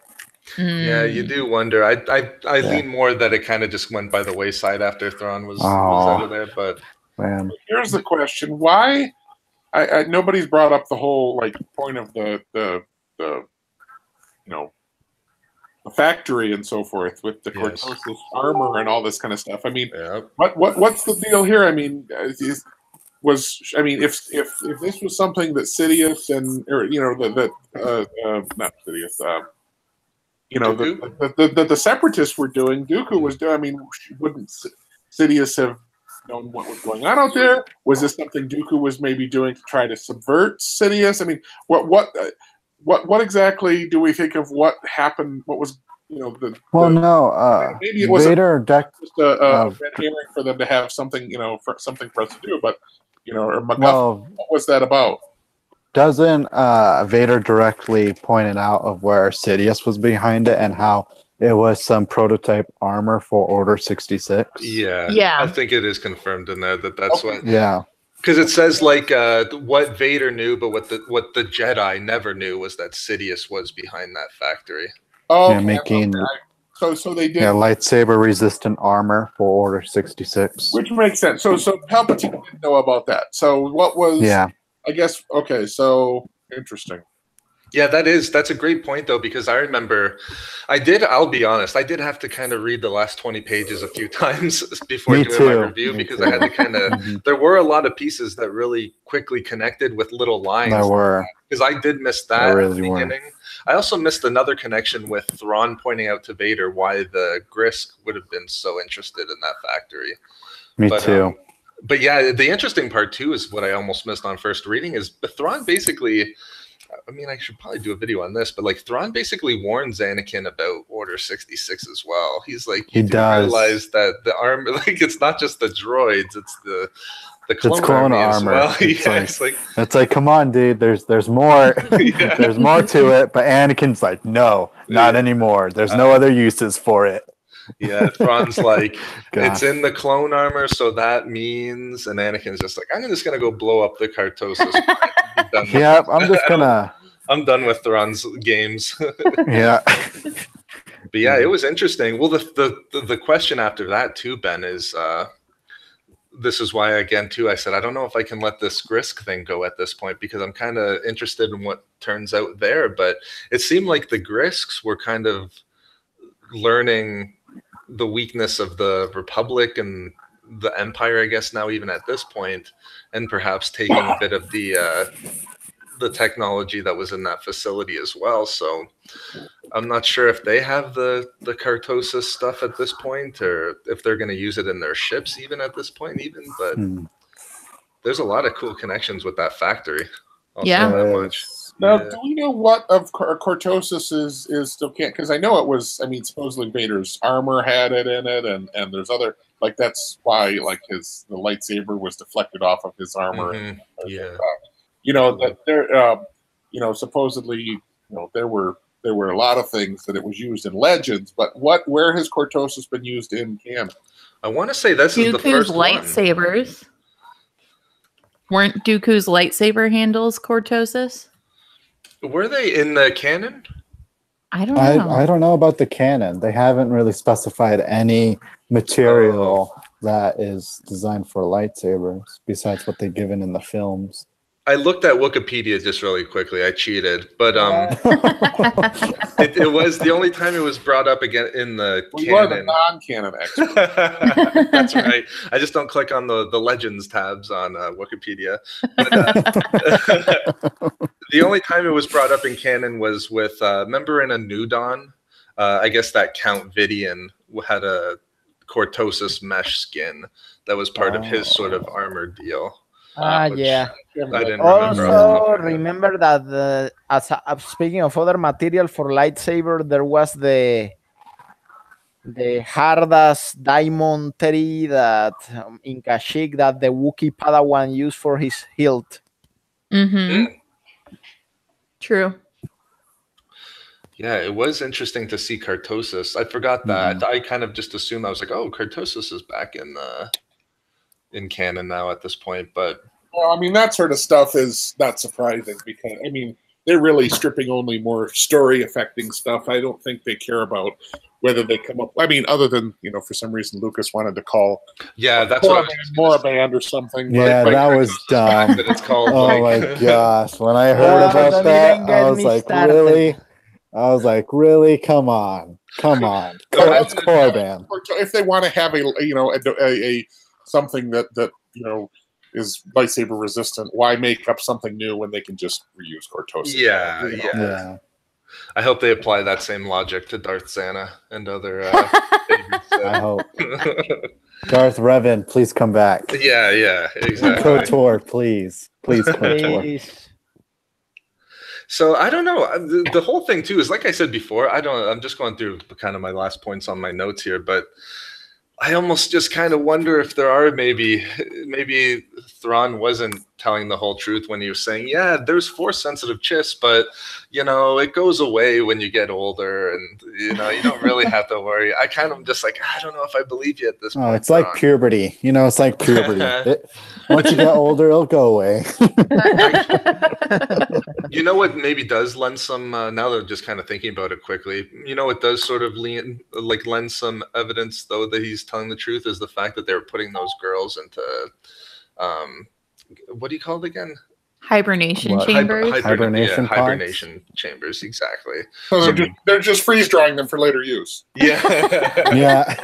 But they're using them like guys, food, you know. Yeah, but you know, guys, I was actually reading playing the other day the Traitor Among the Cheese story arc that Timothy Zahn wrote for Star Wars: The Old Republic recently, and when we compare that, some aspects of that to Alliance, I found it interesting that the cheese in this time period do see the value in their force sensitive population.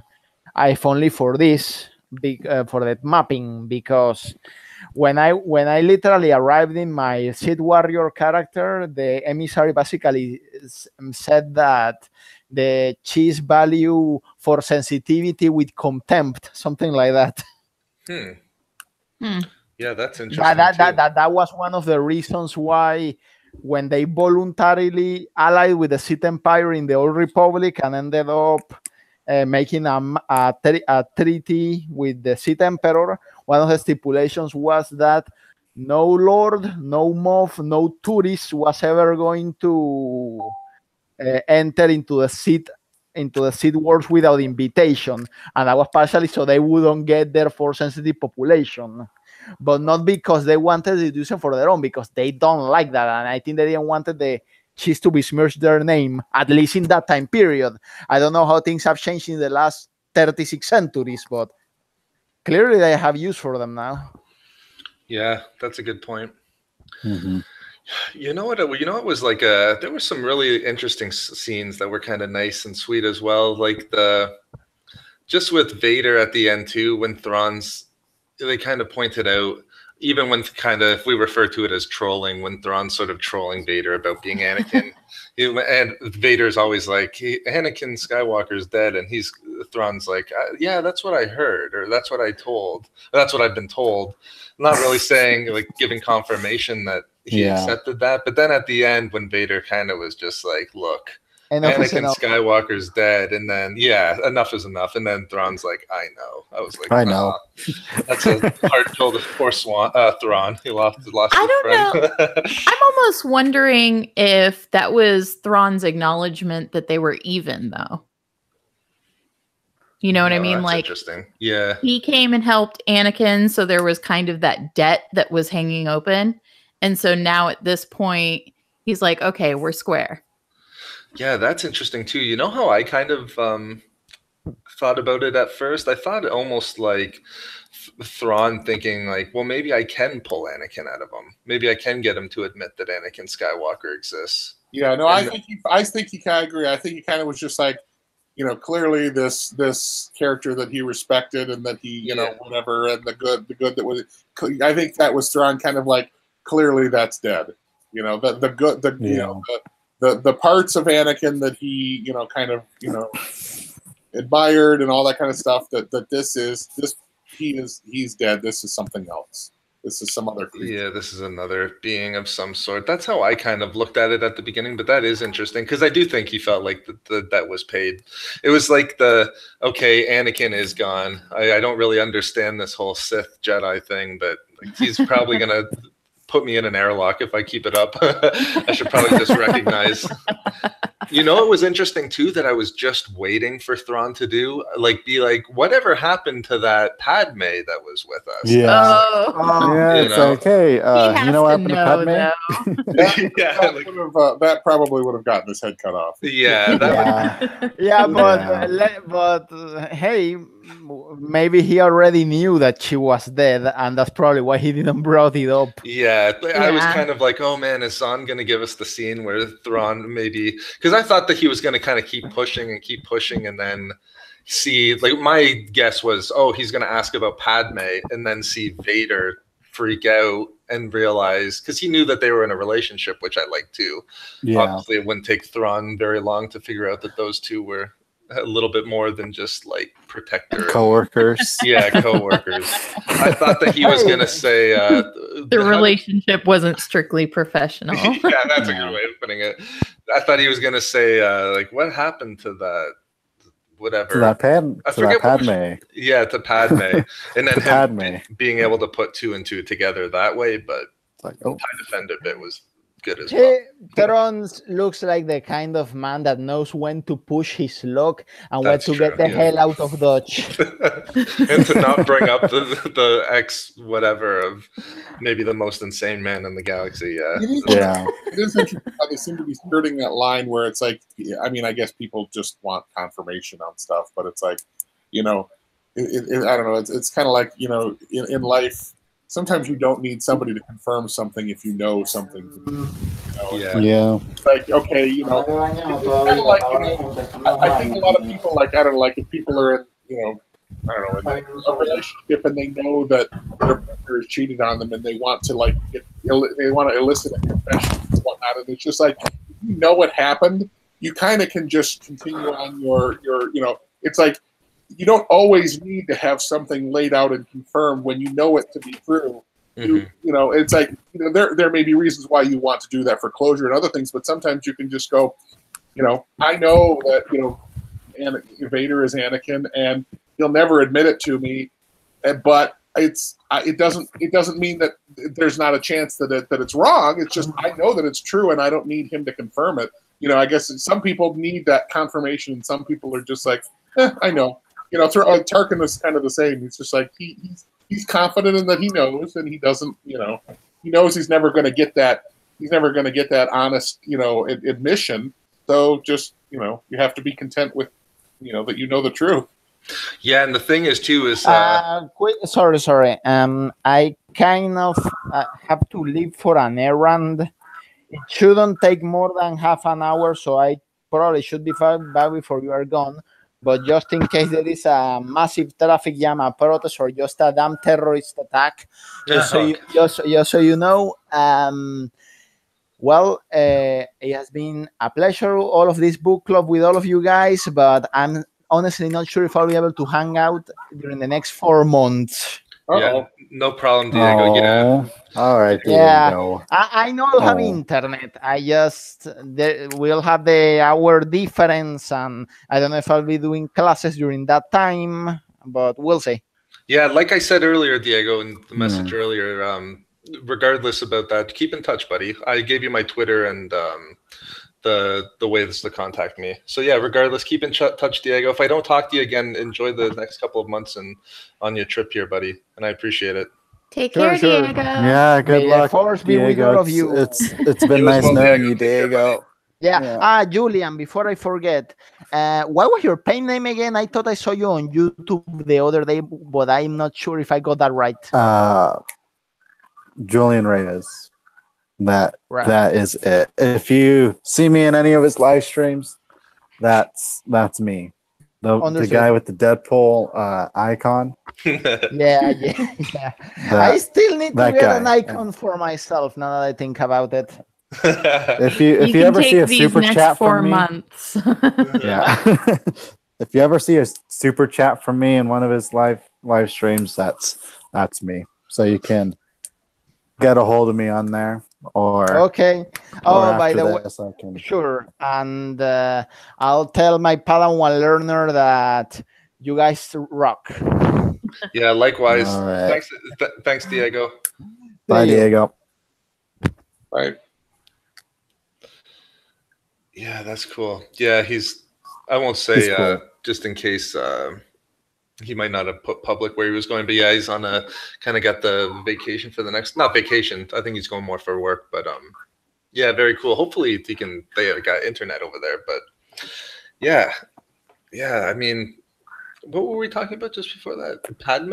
You were about to say something. Someone was about to say something. We were talking about Thrawn's trolling of Vader and how needing confirmation whether or not. Oh, that's right. Oh yeah. I think I just had like a confirmation bias. Yeah. See, I had Tarkin.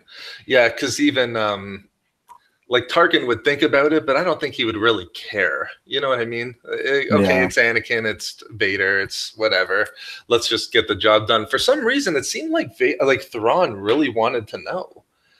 Like almost like he kind of was like when he says that line in the first book, he's like, I thought he was a really courageous warrior and kind of a good guy. He's almost wanted to like talk to a friend again, you know? Well, yeah, I don't know. People, it's like people want to know, like the thing with Padme and Anakin. It's like, so is there something more here? Is there not? I mean, people have a strange obsession with, wanting to know, to just have a bearing on that kind of thing. It's like, I mean, I've had that in my personal life. It's just like people like, so they'll see Dave and they'll be like, so are they friends? And it's like people have this kind of like a need to know because of something that really they don't need to know. It's just it's just curiosity. Yeah, exactly. It's just like, what's this all about here? And it's just it's like they don't it's like maybe they're friends, maybe they whatever. I mean maybe they're full on married. I mean who knows with Padme and Anakin or any of these kinds of things? It's just people have this insatiable curiosity that they must have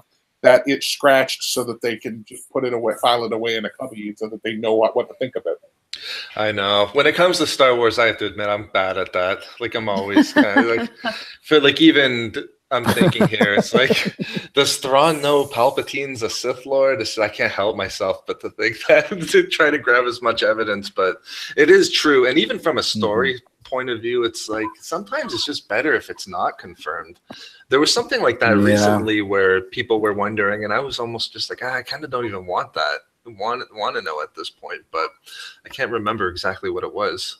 But I mean, the only time it really is important is if you have conflicting other things. True. Well, wait a minute. It's like if they know this, they wouldn't act this way. But if they don't know this, so the only time that kind of stuff matters is when you see stuff that you can't understand and you need that bit of information to try to help you understand what else is going on. And the problem is that I think there's just a lot of sloppiness with the story group and making sure that everything that they're dealing with whatever medium that they're telling has everything that they need. Not to explain everything to the nth degree, but there's occasionally sloppiness that then they have to like clean up in books or novels or explain a little bit better, and you know, it's a little retconning here and there. I mean, Yeah. I guess it happens all the time, but it just seems to be a little more sloppy lately.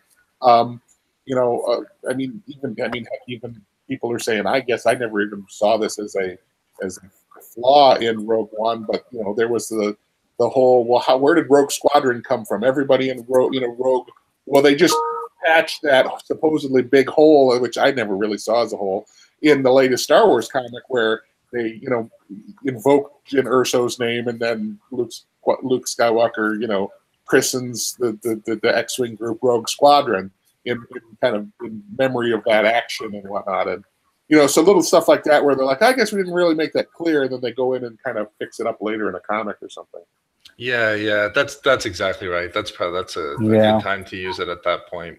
Now, for me, like the whole Thrawn Vader thing, like as much as he was poking and prodding and wanting to know all the details, I kind of saw that as Thrawn's process on how to measure people. The way he like kind of takes cultural artwork and stuff like that and analyzes it, and then can kind of predict a people's way of fighting and that kind of stuff.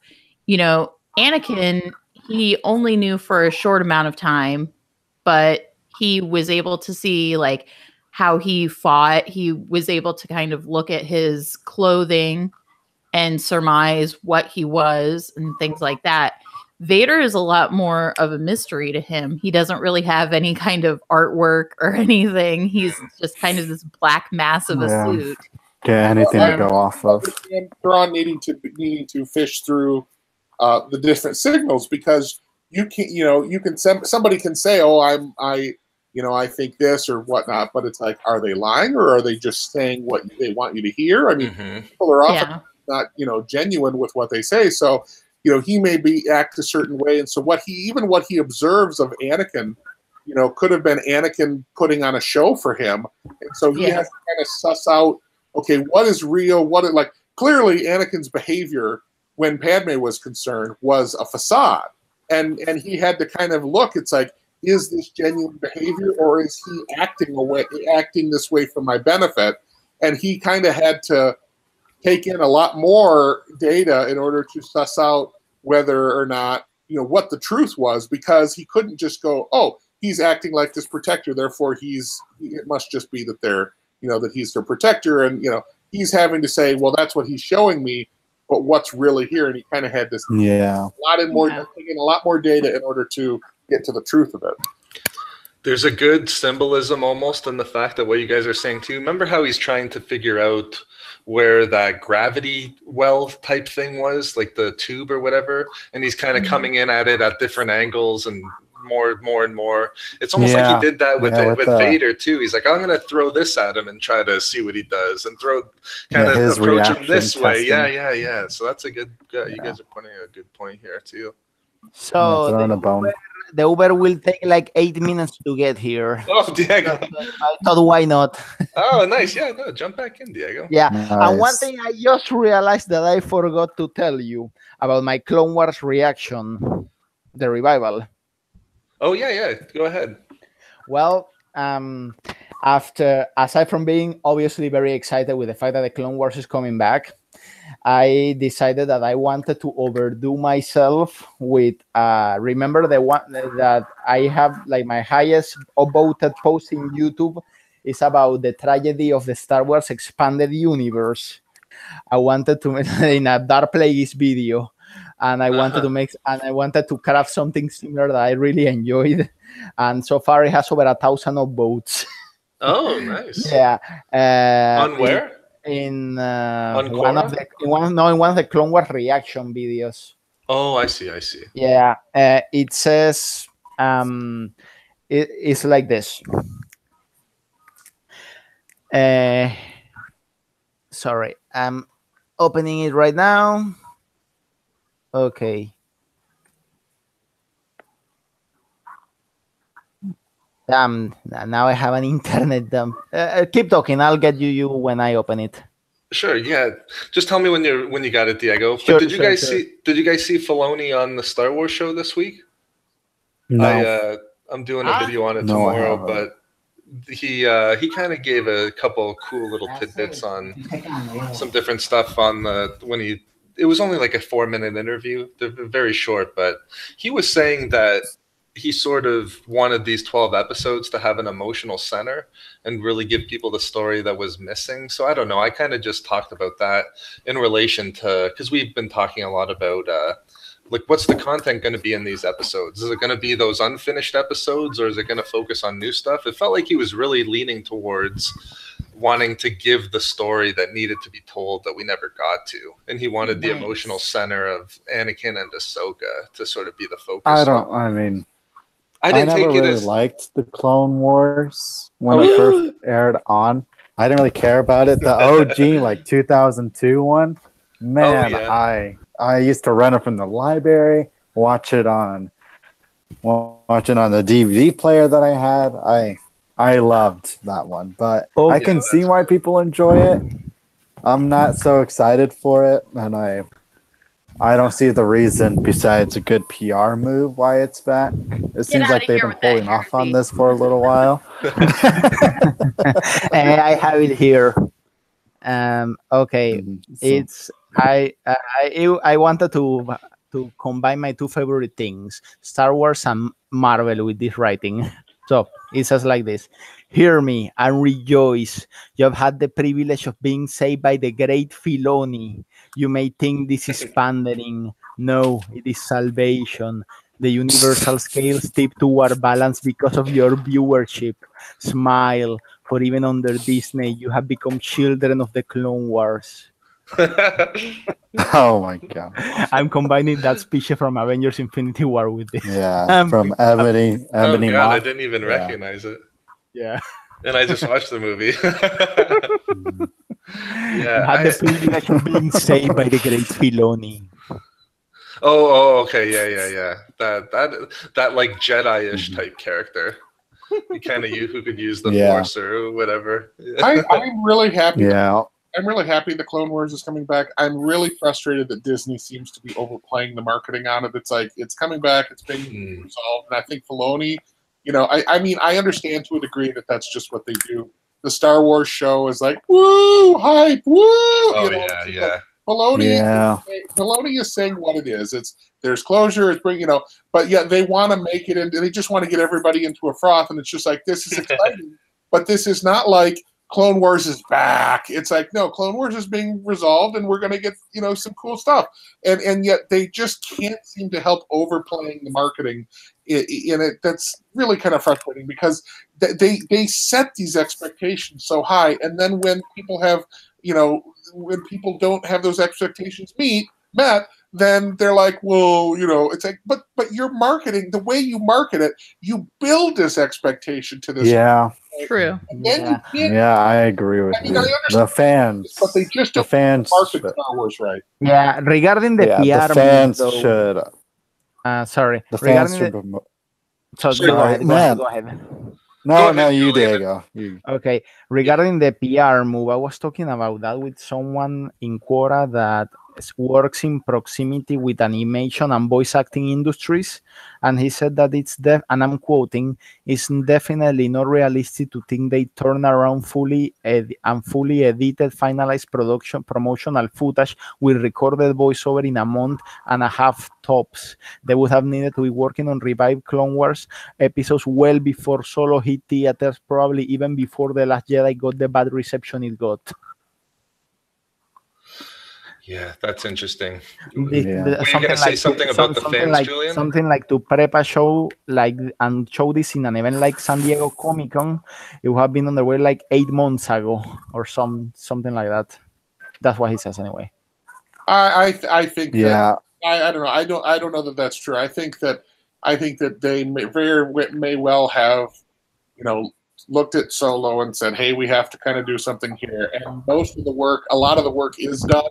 And it wouldn't have taken them much to say, okay, we're going to do this and do some of this stuff. I don't know. But I don't think so. jump in here, Julian. What were you going to say about the fans? I was about to say, with the marketing, they should just put it out there and then let the fans hype it up to the extreme, so that it's not the fans' fault for not being as hyped as the marketing was. Yeah, was presenting it I to do be. sort of have a fear that it kind of does get overhyped, but I don't know. I think, see, my problem with it is I think it's going to be really good. God, I'm such a sucker. Like, I just like everything at this point. But they're like, hey, everybody, get excited. This is great. We're all Yeah, excited. And then when people are disappointed, they're like, you got yourself too excited. And I'm like, wait a minute. It's like almost kind of sickening behavior. It's like you know, we're gonna tell you to get excited, and then we're gonna chastise you for getting too excited. It's like, hello. Yeah, I kind of Julian's point about they really just have to let the fans run with it. That's all you need to do. Everyone's kind of so happy at this point, but like did you see the Star Wars show this week then, Ben, or did you? I saw bits of it. I didn't watch it all. Okay, I kind of just watched the bits that I like to. Yeah. It's sometimes difficult for me to stomach how just like over the top it is. It's I mean, there's cool stuff in there. There's cool stuff in there, but it's just like, oh my gosh, you know. Is Anthony Carboni not the most annoying host ever? Is that the? Oh my gosh, he That's is the guy on there. He drives me crazy. It's yeah. Well, with the web shows, you kind of have to. That's why Red Letter Media. Have you ever seen their what is it, the Nerd Crew or whatever they do? Yep. Oh yeah. The Nerd Squad or whatever. Man, That's like the way they do it is just kind of like they obviously just dip into the stereotypes on how you have to do these web shows just in a perfect way. But it's almost like that's like how Ben was like. Star Wars, Clone Wars is back, and you like amp it up to 100 degrees. It broke new ground. Back in the days of Tech TV, if you remember or G4 TV, where they used to have the what is it, a gameplay or whatever the name of the show was, and they had the guy and the gamer. They were like cheerleaders for gaming and all this stuff. It's like, there's so many examples of these shows that are just. I mean, heck. Some of the Star Wars video shows are kind of like, I mean, there's a reason why there's a Disney shirt. There's the shirt that has the Disney font that says shill, because you sometimes have to wonder how people can be like so over the top excited about some of this stuff, because it's going to come out when it comes out, and we'll see it now. Traps that people try to make huge, like, exciting things over. It's like, we got a little bit of information. We don't know what it's going to be. Like, I was kind of annoyed by all of this. Oh my gosh, the first few couple days of shooting, first couple shots of shooting of episode 9, and JJ tweeted, and oh my gosh, and there was so much ink devoted to, in essence, a non-story. It's like, yes, shooting started. That was the story. Yeah, the picture was like not even groundbreaking. I was like, really? They tried to make it like, oh my gosh, guys, stop. And it was their work, it was something JJ did. They're trying to market like, oh, it started shooting. They just need to say, hey, shooting started today. Let the fans talk about how important that is and how cool it is and blah blah blah. But it's like it's like, I don't know. They just don't have the faith that this. It's almost like they got to push the marketing further than it really needs to go. Yeah. I find their lack of faith in their own material disturbing. That's an interesting point. It's just like, it almost does seem like, hey, if you're pushing it that hard, then maybe are you? Yeah. Overcompensating. Yeah. I only had one more question about the Thrawn alliances, if we want to kind of spin away into other topics. It was more for Andrew. We were talking about last time. I was going to throw it out. Last time we were talking about how Thrawn kind of comes across as a little bit OP, overpowered in certain situations, but never. Never. I have to admit, I lean that way as well. But I think this book was kind of the novel where he was, out of all the ones that I've read anyway, the one where that was visible the least. But I'm not sure if anyone has any ideas. Other than that, I'm out of my Thrawn alliances points that I need to make. But well, I think it was, you have a combination of things happening in this novel that you don't really see in other instances of Thrawn. I mean, he's like trying to gather information actively Right. with the whole Vader thing. And then you also have like an emotional connection that he clearly has with the force sensitive Chiss children. We don't know what that is, but we know that there is some sort of connection there, and you don't usually see any kind of emotion from him. So it's Speaking almost of like a emotional weak point. connection, sorry, but the Uber is in 2 minutes, so I wanted to point this out. What if, bear with me, this is going to go into conspiracy theory territory, but what if one of those female force sensitive children is actually Thrawn's daughter? Oh, that'd be that's a good one. Interesting. That could be interesting, yeah. I guess Thrawn did get busy. Maybe he's married to Aralani. God, yeah. Oh. Whoa. Mind blown, right? Yeah, mind blown. Mind blown. Well, the interesting thing is, like you're saying, and even like you were saying, Donna, I really wonder, it would have been great if we could see just in like something like Rebels to see it, but I wonder how it came across in the audiobook, just when Vader notes that when he mentions the disturbance in the Force on that planet, and then he looks at Thrawn and for the first time sees like legit fear or whatever it was he saw. I think it was fear and like an astonishment. Like just for a split second, he saw Thrawn really kind of light up and display emotion. So yeah, I don't know. Does that mean his daughter was part of the girls? Potentially. I'm outlining a video right now as we speak. Well, I mean, given the Chi's sense of duty, if she were to be a daughter of him or something like that, then it would kind of explain. Well, I mean, it would show he would be concerned about the well-being of the Chi's children either way, but I don't know. Given how much he was keeping, we have established that he has been holding things back from the Empire. That just may be one of the things. Yeah. True. Yeah. And he did hold back the girls just in general, too. I love that Vader reveal as well. I like it when Vader kind of is head-to-head with Thrawn on some things. When he was a step ahead of Thrawn there, he's like, oh, so the Emperor does know about the Force-sensitive Chiss children. And Thrawn's just like, ah, crap. No, I didn't tell him, but I'm sure he knows. I love when Vader now sees I do the have to Chiss. go. Oh, okay. You gotta take off, Diego. I'll leave you with that mind-blowing statement so you can for the next 4 months. We'll see where we are 4 months from now, buddy. See you. All right, Have a great bye. time. You too, All Diego. right. See you, buddy. Bye, Bye, Diego. Diego. I think of you in Portugal. Bye. Yeah, see you, Diego. Bye. Yeah, that's where he's heading. I didn't want to say before, in case he didn't say it, but yeah, that'd be nice. Where's he heading? Yeah. Just to Portugal. Oh, that's cool. Yeah. Yeah, I would love to go there, but yeah, there's a whole bunch of theories that are like kind of really crazy stuff that I've been holding off of. I mean, it'll have to come out eventually. I can't. Luckily, I have these. If I didn't have these, oh my god, I would be all over. But yeah, I like some things maybe we just don't need to know, but Snoke is one of the Chiss children. Confirmed. It's confirmed. Yeah. See, the funny thing is I didn't get any good Snoke material, but yeah, now that we're you just bring it all to these. You got Chiss children, you got Snoke. Yeah, there you go. Snoke is a grandchild of Thrawn. Confirmed. Yeah, It's confirmed. Long lost. The only way they could do it is if Snoke is a clone, and that's why he aged so rapidly. And that he wasn't powerful during the time Palpatine existed, and that's true. Yeah. See, the thing is too is you always gotta twist the knife, but just the dial a little bit further too. It's just not just Snoke is a force sensitive Chiss child, but is Thrawn's force sensitive Chiss child. That's how you really get a theory up. What's that quote? The bigger the lie. Yeah. Yeah. Yeah, I'll say it too. There's been enough time, but right when I finished reading it, I just was like, "Oh, this is my favorite canon novel."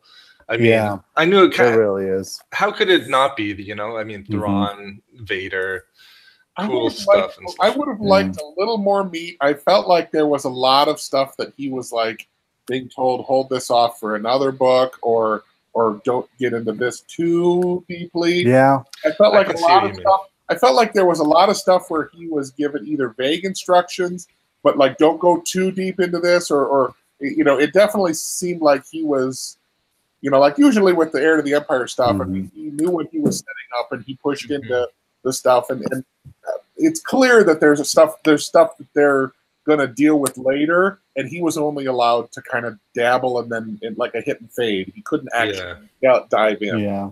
See, that's a great point. I agree completely. And even it comes off the page that way as well too, that okay, it feels like there's probably more he wants to say or that could be fleshed out, but they're not letting him. But he did sort of say that in the interview that you showed me the other day too, Ben. So it's kind of clear in the book, and then in the real world it's clear as well. I think the main part that I really enjoyed is just sort of the character study of Thrawn and Vader.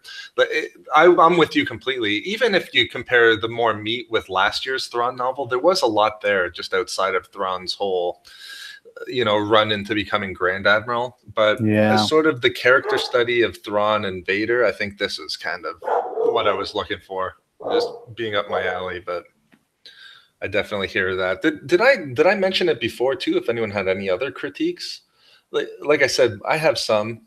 Double vision. Wow, I was just Double vision. Man, I hated that phrase. Double vision. Man, I had the audiobook, and every time I'd do that, it would be like double vision. That was annoying with the audiobook, because with Thrawn's that's so weird. With Thrawn's internal dialogue in the audiobook, and I know that's the way they dealt with it in the text too, is they would just like have it italicized, and you could go, okay, this is him himself. Where it was much more difficult to kind of have Vader. It's like, okay, this is Vader's introspection and whatnot, and that double vision just seemed like a dumb mechanism, but I guess it's what they went with. I think the worst part was, because I listened to part of the book and I read part of the book. The worst part for me was how in the audiobook, Mark Thompson did the double vision part, like in the character's voice. If he would have just said it, not in the character's voice, I think it would have been a little more bearable. Possibly. It would have made more sense by it. It seems like they're shouting out their special move. Really saying weird. Like double vision. Oh, did he have to say double vision every time he went into double vision? Yeah. Oh. See, it's just obvious. It's like italicized in the book, but he said it every single time. Yeah, he said it every single time. Yeah. I'm trying to remember. Last time on the Thrawn novel, I said the thing that really annoyed me was Thrawn said. Okay, well, double vision has eclipsed that. Yeah.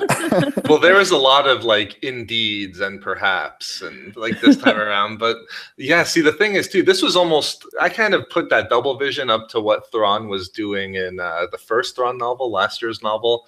Remember when Thrawn would sort of read people and it's like his left shoulder is lower now, which means he's more standoffish or something like that. Yeah. His eyes show fear. It's kind of akin to that, but like I had my note. It's funny. It's the only one I don't have bolded right now too. That's why I was surprised you said it. It kind of took the words right out of my mouth here, Julian. But I just put like, what did you think about the way Zahn wrote the Force vision stuff? And then I just kind of wrote, I think it was kind of more connected to that navigational scene. So he's sort of trying to build it up to, he does, like Vader can foresee, events. Like I think it was build up to that, but it's just, I don't know what it's like for reading the book, but for audiobook people, at least they said it in a weird voice too, where it did stand out every single time they said it.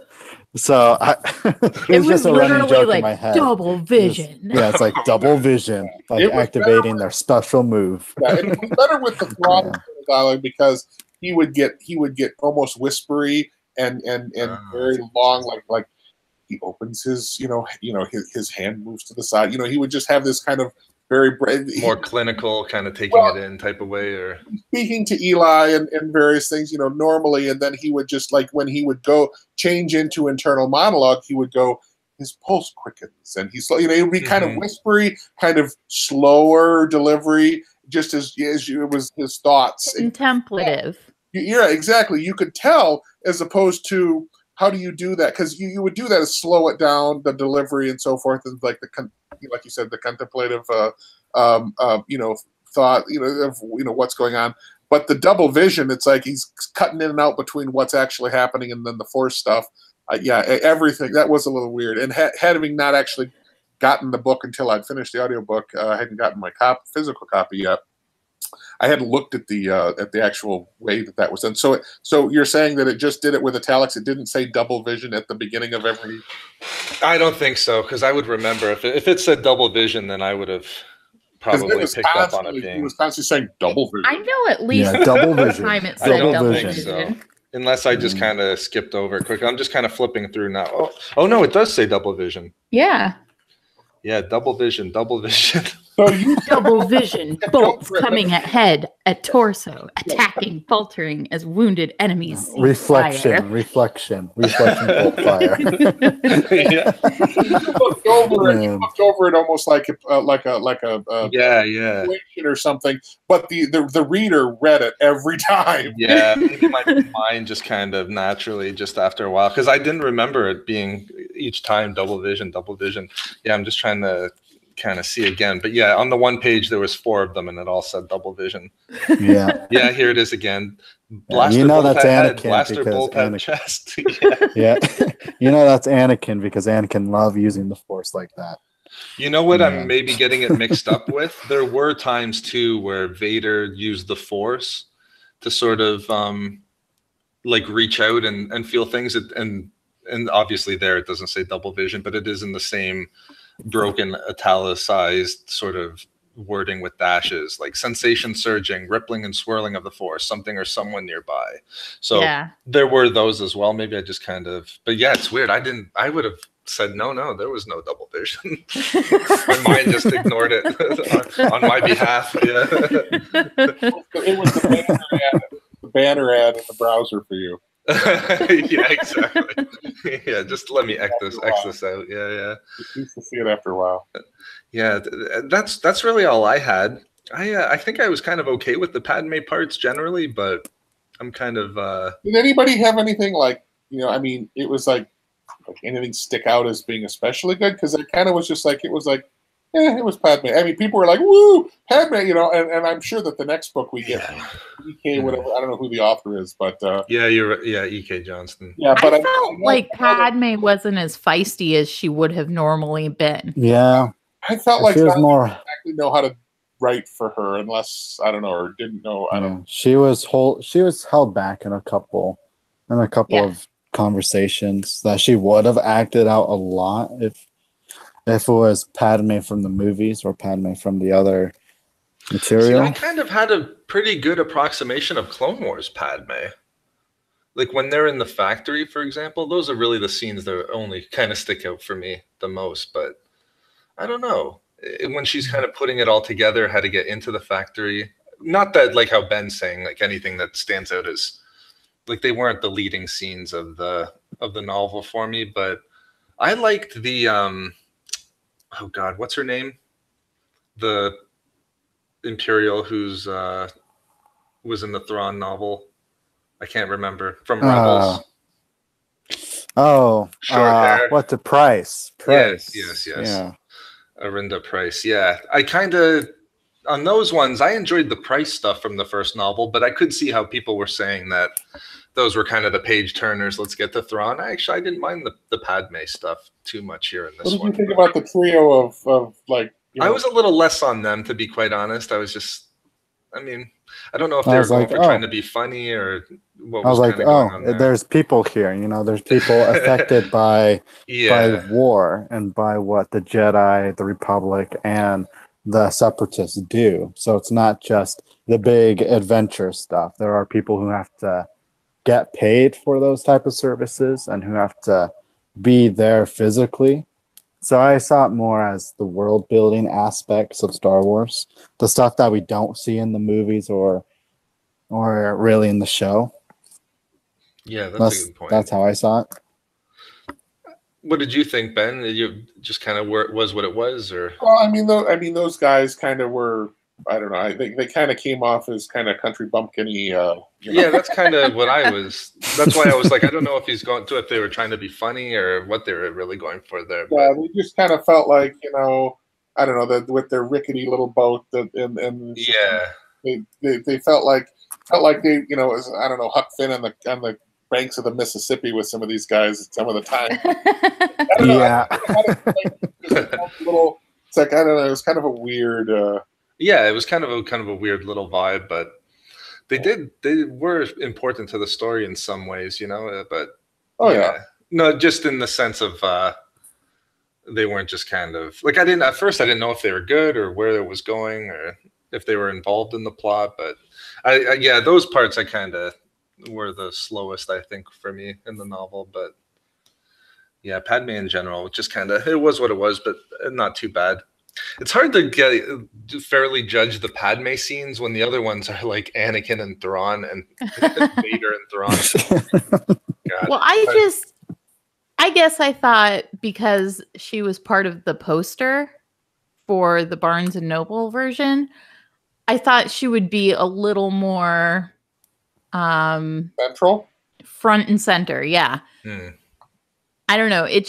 It seemed a little bit weird that she was such a focus in the extras that they put into that book, but then in the actual text of the book, she was just kind of there. Well, maybe it was to try to forestall off any potential criticism by saying that, well, geez, she didn't have much of a role, by making her more of a thing in the marketing, so that they're like, ooh, I don't know. She has a poster. Yeah, she has a poster.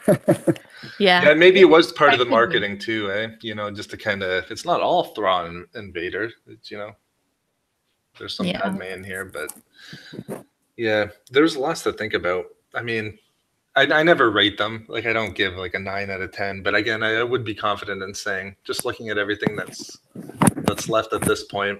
There are some things I have to reread though, because like, some of the stuff with the Dorme, why she was there and what she was looking for. That's probably a great point, Ben. That might be. I think back on it, I go, what exactly was happening? Yes. Good point. It's like I have to reread it because it wasn't dealt with thoroughly enough. I mean, I'm sure it's there. I have to read, but it was something that I was reading it. My mind skimmed over. It's like I felt like that with a lot of stuff. It's like. I feel like you have to reread it a second time to actually see what some of the important stuff is, because if you're not careful, you'll kind of gloss over it. Yeah, like I said, I had to do that with the last couple of pages, like the last 2 or 3 chapters. Yeah, but even that part as well. So you do ask, why is Padme on this planet again? I had to do that a couple times or two, but I mean, other than they need her to be there for well, that's right. Yeah.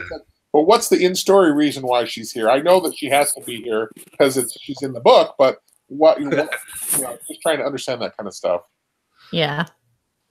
I think it was kind of just like to get Padme out there eventually, but yeah, that's all I had. If anyone had anything else, or if you guys want to talk, there's lots to talk about. The new Vader issue comes out this week, which is going to be awesome. Yeah, Fortress Vader. You get a pre-copy of it or something? I saw you in a video, and I'm like, you're speaking of it as though you have major spoilers. No, I didn't. I just based it all on what's out there. Okay. Yeah, but I did kind of make sure that just because if people didn't want to know about it, I did say like there's spoilers just in case, because some people like to go into the issues not knowing anything. So I thought I'd give them a heads up. But I think out of all of them, this arc might be one of the best ones. This one seems like it's going to be really cool. But there's that. There's did you guys hear the casting? I know Ben saw it, but the casting for episode 9. Oh, yeah, I'm with glad Leia Kerry and Luke. Russell is not on there. Yeah, I wonder why she was left off, huh? Well, she might be left off just like, Gwendolyn Christie could be being left off, or, any other number of persons that they don't want you to know that they're going to focus on. I doubt that's an exhaustive list. Is Mm-hmm. Yeah, I would think so as well. Like, there's no Hayden Christensen on there for. Yeah. So they're not going to do that kind of stuff. I mean, they were probably sick of the back and forth on Mark Hamill, so they're like, okay, we're just going to placate that. It's like we'll be there at some level, and then people can go, he's going to be there. What is it? Is he going to be back alive? Is he going to be a force? Because people can speculate on that, but the question of whether or not he would be or whether or not he shouldn't, we're just like we can just put that to rest now. It'll probably get out to some degree anyway. They're probably wanting to control it, a little bit of a discourse rather than have it get out of hand. Yeah, same with the Carrie stuff as well too. I'm happy that we know that now at this point too. Yeah. So I mean, then people can go, is it going to be just a hologram of her? Are they going to? One of the things though, and I think I don't know if I sent this to you. One of the things though that Zahn said in an interview, I think I might have posted on Facebook. I don't know if it's around there, but he said, there are ways to get the main characters off stage without killing them. You don't have to kill the main characters to in fact, this was his exact quote. You don't have to kill off a character to get them off stage. And that was an interesting, it was a Yahoo interview that he had done. I can send a link. Can I paste it into the YouTube or should I can do it in the Google chat one, but I don't know if I can do it to the YouTube one. Perfect. But anyway, there's the link in the group chat. It's an interesting interview with him, and it also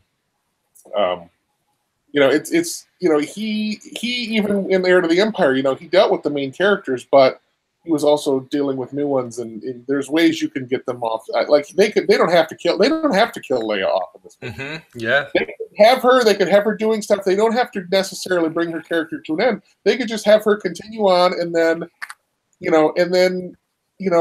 if they do a 10, which they probably won't, or whatever, who knows, then we could find out that something happened later. But as far as in the story, she may live on, as far as we know. They may not just kill her off in story. Yeah, that's really interesting. To be honest, I hadn't even really thought of it too, right? I mean, that's a storyteller for you. I'm trying to find where it is, but it's a pretty long interview. Or article, I guess, at least, but... Yeah, it's down there. Yeah, I'm glad that we have those. I mean, I don't know if I want to put people on record on what they like Ben was saying before about what the chances are that Luke comes back as not a Force ghost. But, especially after that whole talk of not going overboard on the speculation, but I don't know. I think it might be greater than 0, but we'll see. I'm not sure. I'm not exactly sure. I know that they are very strongly sticking to the narrative that we're not doing anything based on fan, pushback. But of course, they're going to want to say that. But they probably are modifying some things. They'd never admit that they are. But I think there are some things that they're either toning down, and I think that's why this is such a religious war for the lovers and the haters. People say, "Oh, the hate is so toxic." The love has been toxic too, in my opinion. It's the love and the hate. They're like super strong on both sides, because I think that the people who are super, super, super like stoked about everything that's that's happening is they're terrified of any pushback, because if the pushback gains traction, Disney may kind of ease off some of the things that they're pushing for, and that terrifies them. And so therefore, if you I feel like it's kind of like the last election, lead up to the last election. It's like, if you didn't like a particular candidate, and you're like, but I don't really like this candidate, I wish I had a different option. The people who were like super, super wanting this person to win were like, you can't be, lukewarm. You have to be completely for them or completely against them. It's like, no, most people aren't that way. The love and the hate, in my opinion, has kind of been toxic, and I think there's this power struggle over the future of the franchise and what direction it's going to go. And I'm kind of concerned that's just really gotten out of hand. Yeah, it's a good point. Yeah, I agree. I thought that it got really overboard with just because you're exactly right. The people who love it will really take it out on people who hate it, or will just rebuff, like, you can't say anything negative about it or whatever, and then but vice versa, obviously as well too. But you kind of need to find a happy middle at some point here. Gosh. Well, I mean, I've seen typical Canadian, huh? Well, I follow typical Canadian. I follow Andrew on Twitter, and I've seen him get into a lot of tangles with people who still have issues, and he said well, it's okay not to like it, but okay, the guy made this movie, and if you saw him walk down the street, would you say your movie sucks? It's 6 months later, and it's like, well, you can still think his movie sucks 6 months later. I mean, you don't suddenly. I mean, it's like, if you're upset that they went in a direction they did, and now, unfortunately, because everything builds on it, I think that's the problem, because everything builds on everything else. Once you have that fork down a road that goes down a direction you really, really, really detest, you have no control, because more is going to come based on that, because everything builds on what comes before it. Yeah, the foundation. Exactly, and that's why I was most upset with episode 7, because I'm like, I still think, in fact, I was thinking about it, had episode 7 would have made a great middle of the trilogy. Mm-hmm. You would have had John's death, you would have had the galactic reboot by destroying it would have been the dark, almost Empire Strikes Back level episode, and had the flashback stuff with Luke and with Kylo Ren, Ben, Luke failing Ben, and him turning into Kylo Ren and destroying the Jedi Temple and all that kind of, or the Jedi Academy and all that kind of stuff. Had they done, and even Rey's early years being, her parents leaving and her uncut pluck tugging her away. Had they done all of that as 7, all the stuff that was done in flashbacks, which Star Wars never did before, had they done all that as 7, and then had The Force Awakens as 8, and then just had maybe they could have killed Canto Bight, but otherwise they could have probably gotten away with the Last Jedi as 9, just as it is. And if we'd have seen Luke get to where he was, if we'd have seen have those things, and then maybe people would have accepted it a little bit more. But that's not how they went about doing it. Yeah, especially since they're billing episode 9 as the end of the Skywalker saga. I think episode 8 would have been great as the end movie. But I think they would have also been able to have in context. Yeah. I think they would have been able to have more. I think that it's become so messed up and tangled the way they did it that they're ending it because they just figure we got to move on to something else because this is just too dangerous and too difficult to ease to maneuver. I think if they'd have done it differently, they could have had a 10 and 11 and they could have continued. But I think that they've done it to where they've gotten themselves in such a pickle. They're like, this is nuclear waste. This is toxic waste. We have to get away from it and do something else and just stick a Star Wars sticker on it. And I'm hoping that that's not what they do, but I'm afraid that's what they're going to do. And who knows? They did it with Clone Wars. They took it away, and I'm wondering maybe, if maybe, they've got a little bit of a God complex, and we're going to take away the things you love, and then when we give them back to you, you'll be kissing our ass. That, hey, we're going to take, that they're going to take away everything that's Star Wars, and then when we give it back, we're just going to eat it up. And so maybe there's a bit of trying to keep people hungry and not make them feel sated. That there's, you take away the mysticism, take away some of this stuff, and then when they bring it back, it's all of a sudden like it's brand new and it's exciting again. So maybe it's part of a marketing, it's their version of Walt Disney, but for Star Wars. Could be. Because they're doing with Clone Wars, they let it went away for a while, and then now all of a sudden it's coming back. People are like, woo! Where if it had just been woohoo, yeah.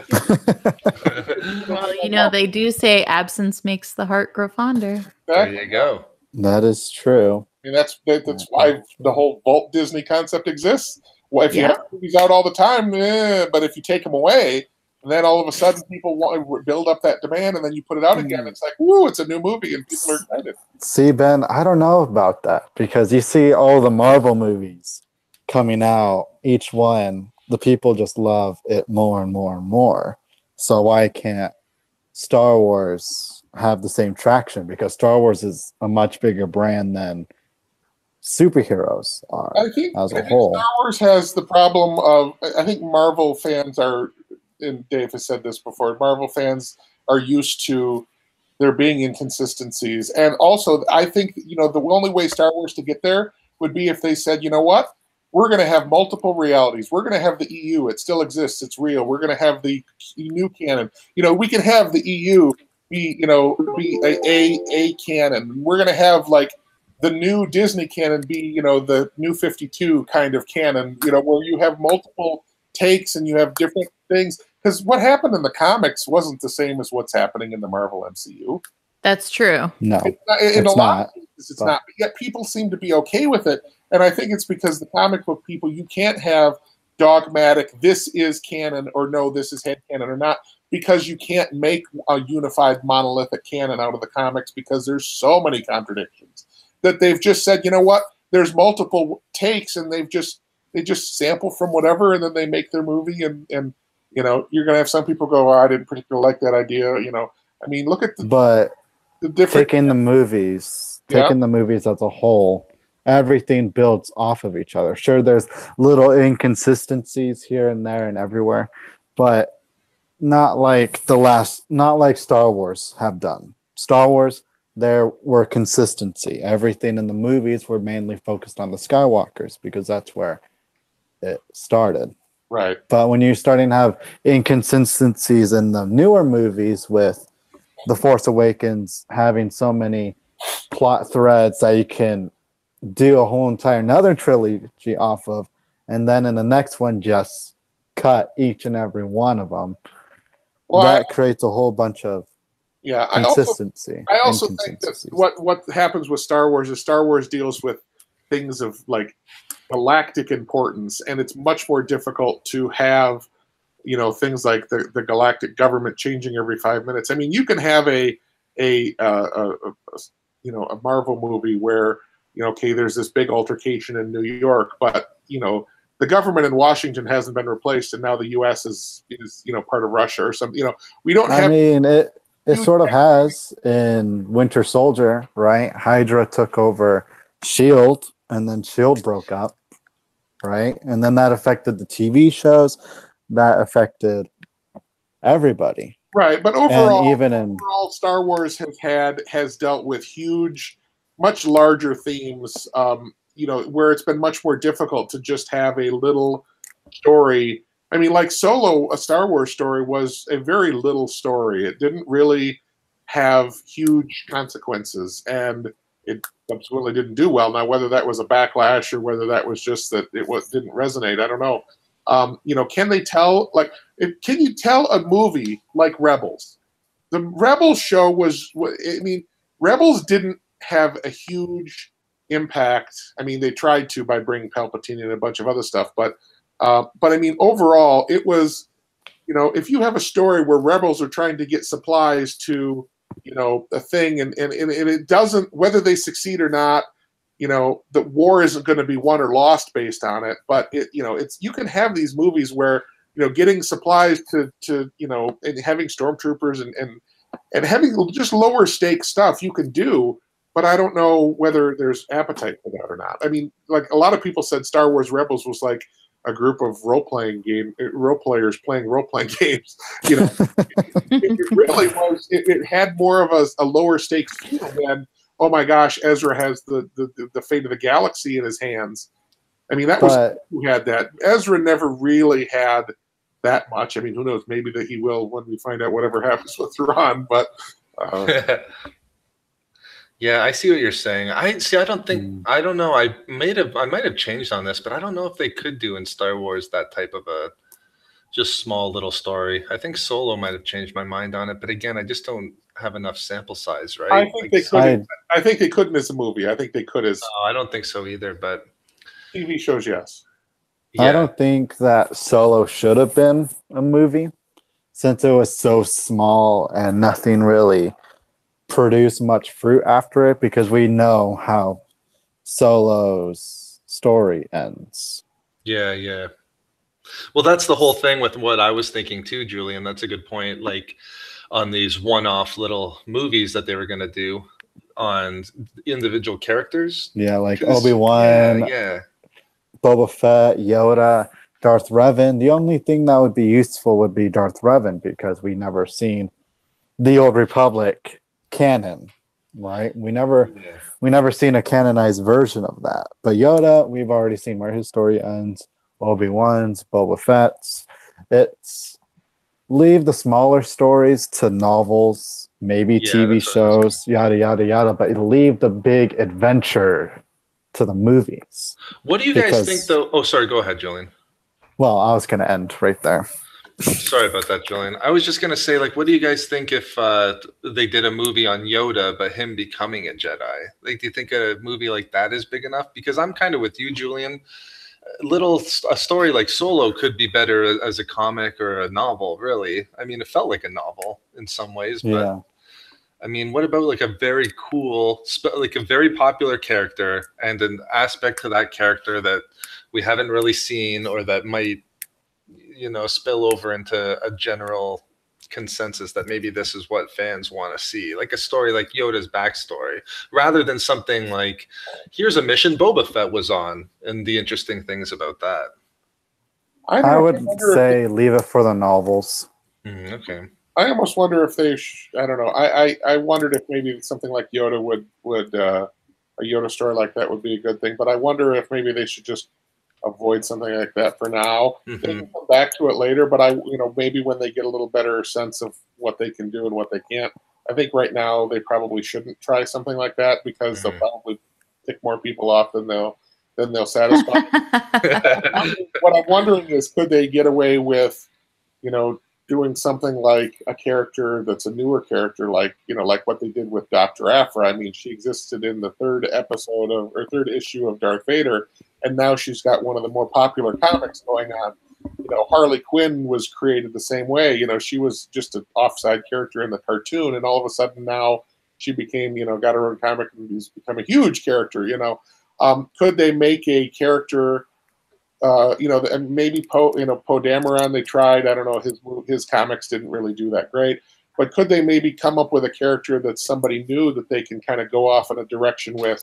And I think someone like Dr. Aphra might be the easiest because the whole archaeology thing, you can just have her going off on weird adventures and finding Star Wars artifacts or things from the Jedi or exploring like a cave of the Guardians of the Whills or something, and not have it be steeped in all of the Jedi, destiny crap, but you can still explore some of, that if Luke were doing it, you would have all of that baggage. But if you have some other character, it's just like exploring the universe in a way that is a little lower stakes, but it's adjacent enough where you're learning things about, I don't know, maybe she finds, Darth Bane's tomb. I mean, would you like to watch something like that? Yeah. Like, see, I kind of would. I would save it for the novels. That was a totally low blow, but yeah, I mean, I was in the corner. I was stuck up against the corner on that one. Yeah. It's like he agreed with me. This sentence will get him too. Yeah. I would also say again, just leave it for the novels. Yeah. I mean, Dr. Aphra. If I saw that on a movie screen, I wouldn't watch it, even if it had the Star Wars brand on it, because I don't know what I'll be watching. Even if I had a plot synopsis, it's not that recognizable to everyone else. But if you had her as a character and you had like stormtroopers going after her and Imperial, like that was the thing I hated about Solo, is especially since he made such a big deal of this is the Empire at its height of power and blah blah blah. I mean, Ron Howard oversold it, and then all of a sudden we look and the Imperials were just set dressing. They were never used. They were never antagonists. There was nothing about the Empire that was even there other than, ooh, look, a Star Destroyer. Ooh, look, it's being built. A couple stormtroopers here and there. We never had, they weren't characters. They were set dressing. And I think you had a character like, the Dr. Aphra, it doesn't need to be her. I'm just using her as an example. Where it happened with Rebels. You had characters nobody knew before, and they had the Empire, the machine of the Empire that they had to fight against, and they had to sabotage, and they had to do this stuff. I mean, if they had someone like Dr. Aphra, for example, needing to go explore a Jedi sanctuary that the Empire was like guarding to keep people from messing around with, kind of like what happened in Rebels, where they had the Malcolm McDowell character, was investigating this thing, and they were like, "Hey, we want to get in there and look at it or whatever." They could do stuff like that. I think. I don't know how success. I think it may be better television show, but I don't necessarily think it should be relegated to just books and comics. I think that they could do some of this stuff. I think they should do a Sebastian Stan TV show with him going around as Luke Skywalker. As Luke Skywalker? Yes. Yeah, man, that would be the 100%. best. Man, that would be pretty cool. Artifacts and build all that stuff, but I don't think that'll happen until after this next movie, if it happens. But we already know how Luke's story ends, right? He dies on what was that again? Octu, right? Yeah. Yeah. The danger with I say Acto, but everyone's kind of says it differently. Everyone says it differently. Yeah. And I'm the worst one at it, so maybe you can say the opposite of what I say. Octu, but I reject that. Who says that it's that? Star Wars does. Oh, Star Wars. So it is. Yeah. Once I get one name in my head, it's just that. That's what it is. I reject their reality and substitute my own. T-O, Octo, but I guess there is no E at the end. So yeah, I know. Yeah, but there's also not another O at the end, so it's not Octu either necessarily. Yeah. I don't know. I just think that you could do that kind of a show, and I think it would be interesting, but who knows? In terms of a movie, like they don't have to. You guys might know better, but just somebody like me, I don't know the Marvel stuff at all. I just watch the movies basically, but they don't have to get down into the weeds too much on these Star Wars films either. Like just in yesterday watching, I almost said Age of Ultron, Infinity War.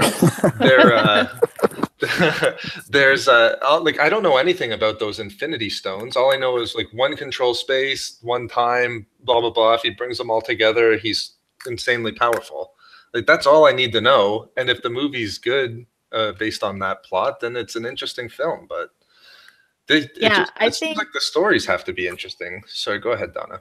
I was just gonna say, I think the problem with Star Wars is they're getting way too detailed in the movies. Yeah. Maybe, it needs to be more of an overview type of thing in the movie. Like, just give us enough that the movie can stand alone, but it doesn't need to be like into the tiniest details, whatever. And it doesn't. And for me, I don't know about you guys, but in the newer movies, it always seems like something's constantly happening. Like you see this, like in Force Awakens, Poe meets the person who has the map, transfers it to BB-8, then BB-8 a couple hours later meets Rey, then both of them meets Finn, then both of them has the Millennium Falcon, then they meet Han Solo, then yada yada yada, and it's like, slow down, guys. Yeah, it doesn't breathe, eh? That's maybe a good point too, huh? Just let it breathe. Like in Infinity War, there was a lot of time to reflect on what the characters were doing because it took its time building up what was going to happen with Thanos. And right, with Vision. Go ahead. We know with Vision we can sort of sense what's going to happen to him, even though we don't really want Vision to die at the ends of Thanos. But he does at the end, and then we see how it affects Scarlet Witch because they've been building a relationship ever since Civil War, and it pays off. So it pays off here because you see that Scarlet Witch doesn't want to kill Vision, but she has to in order to protect the universe from Thanos. Yeah. Yeah, it's little moments, it's little breather moments like those that makes emotional scenes emotional, Yeah, agreed. For sure. Were you going to say something there, Donna? Or I was just going to say, if you look back at like the original trilogy of Star Wars, they did have a lot of those breather moments. Like they actually would kind of have those moments where like Luke flew off to Dagobah. You know what I mean? Like or you see even him going in space. There's nothing else happening. Yeah, or even in New Hope when Luke is looking at the two suns. Looking beyond, wanting adventure, and then Yoda points that out to him. He's like, "You're always seeking adventure, not focused on the now. Yeah. Or even like the 2 droids at the beginning, like all those are kind of slowly building, and you're getting, okay, they got the plans, like where are we? Yeah. These are, see, the thing is too is I've never seen anything with Thanos in it, but the beginning was like you enter after the battle. I love that. And it's very intense because and it's still super intense. Yeah. You hear the Asgardian message telling them that that it's a civilian ship, but it's still getting blown up. And then you see Thanos monologuing about himself. So is that the ship after Ragnarok? Yeah, that is the ship after Ragnarok. Yeah. So it all ties into each other good then. Yeah. I didn't realize it was a civilian ship. Yeah, and that's something that Disney does better than that is something Disney does, or excuse me, Marvel does better than Star Wars so far, is having those kind of, Yeah. And I guess they're doing different, they're doing different stories. Right now, I guess they haven't gotten into that stride, and maybe they'll never be able to, but it'd be nice if they were able to juggle multiple balls at once and kind of keep them together with some loose threads, and not, but be able to go and tell different stories like the Marvel Universe. Yeah, that's a great point. And not everything really in the movies needs to scream like, this is Star Wars. Like, it can be a bit more reserved. I would love just to see an Imperial officer just walk into a room and just like, he's powerful just because of like who he is and just because he's on the side of the Empire, not like he's got a cape and then he's got a whole bunch of stormtroopers around him. And, it can be a little bit more... subtle. Slope. Yeah, subtle. Exactly. Yeah.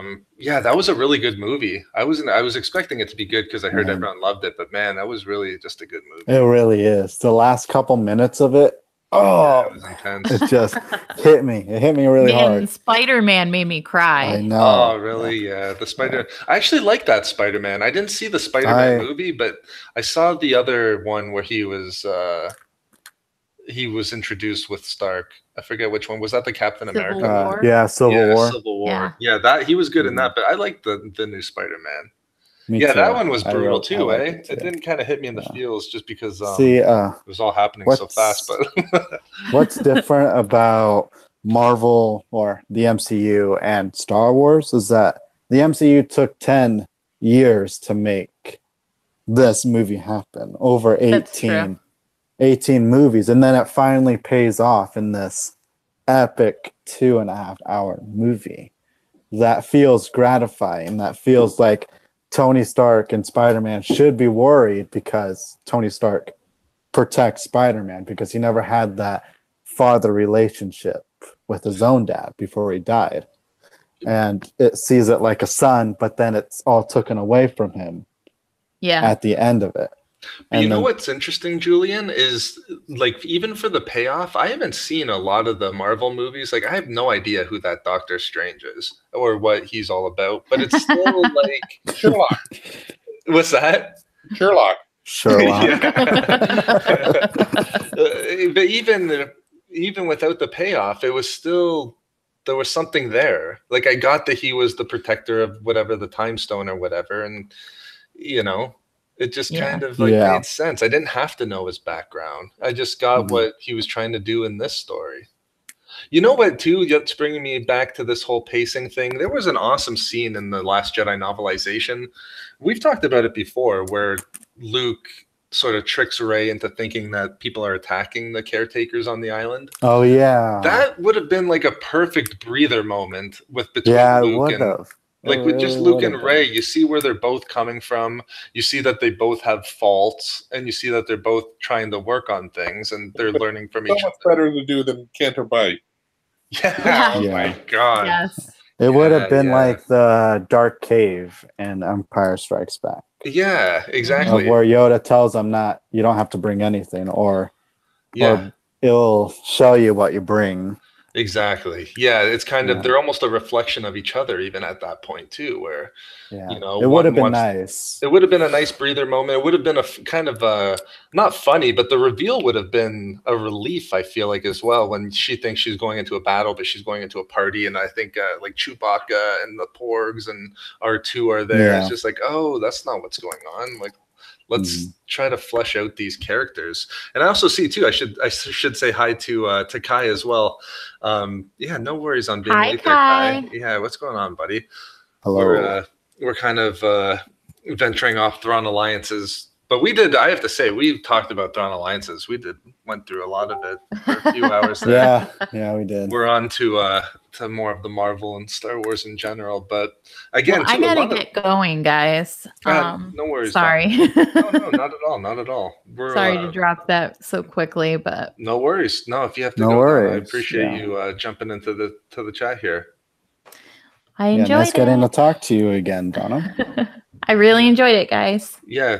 I think this was one of our best book reviews. Yeah, we've been having really good book reviews recently too. I said that on the cap with this one because it was my favorite novel. But yeah, awesome discussion. I think the quality of the book kind of contributes to the quality of the book. For sure. It always does. True. Yeah. True. Very true. But yeah, no, don't let us. If you have to go there, Donna, absolutely. No problem. I'll see you guys later. Yeah, we'll talk to you soon, Donna. Bye. Bye. Bye, Donna. Yeah, I don't have to go right this minute, but maybe we'll wind down. I was doing some looking into the Infinity War type of stuff too after. See, I'm just I'm a guy that has to know. I had to like, okay, wait, was Titan a planet or was that the moon of Saturn? It was planet. It was Thanos' home. Oh, okay. As he says in the movie.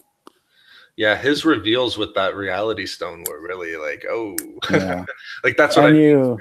Like, and you can understand where he's coming from too, without having books or other movies explaining it. And then it sort of parallels with Tony Stark's journey too, on how they're both cursed with knowledge, and that they try to delay the inevitable, but then they're stopped, and then they see the consequences. Of not stopping it. I do kind of wonder what's going to happen next. Me too. I saw one video that was just talking about that Doctor Strange, how he said that they win in one situation out of the 14 million, whatever, but they're kind of in the end game. Do you think that they'll come back? Oh my God, I'm such like a. Do you think that they'll like reverse time? They couldn't have had like you can't have all those characters die like that. No, I think they'll come back. I think they're gonna come back. Yeah, but you kind of know that, or at least I kind of think that going in, but it's still a great little, like a good scene. You know what I mean? Like it's like, oh God, they can't kill all these characters, but I mean, it depends. They could come back. I mean, they could do this to get rid of Spider-Man and have the new Spider-Man, like Miles Morales or some of the other. You know, they could just. Well, I mean, he still has a sequel that he's working on. I mean, they're in production of that right now. Right. But I mean, obviously, that takes place before the Infinity War. You know, it takes place after. Oh, does it? A couple minutes after with Spider-Man. So we know that he lives. We know that Doctor Strange has a sequel after Black Panther. So we know all the prominent characters are coming, or the newer prominent characters are coming back. We just don't know how. We do know that some of them aren't under contract anymore, and there's going to have to be something. Yeah. You know, like Chris Evans. Chris Evans' contract ends after the second movie. Right. So does Chris Hemsworth. Thor. Yes. Yeah. Wow. Yeah. I mean, I was really, and see, here's the weird thing though, too, because I'm kind of, Thanos was one of those characters. It's like, oh, he's kind of the villain / antagonist of this film, but like, oh, he's also got he's also the main character side too. You know, like why is he does like that? What is her name? Gamora. Yeah, with a K.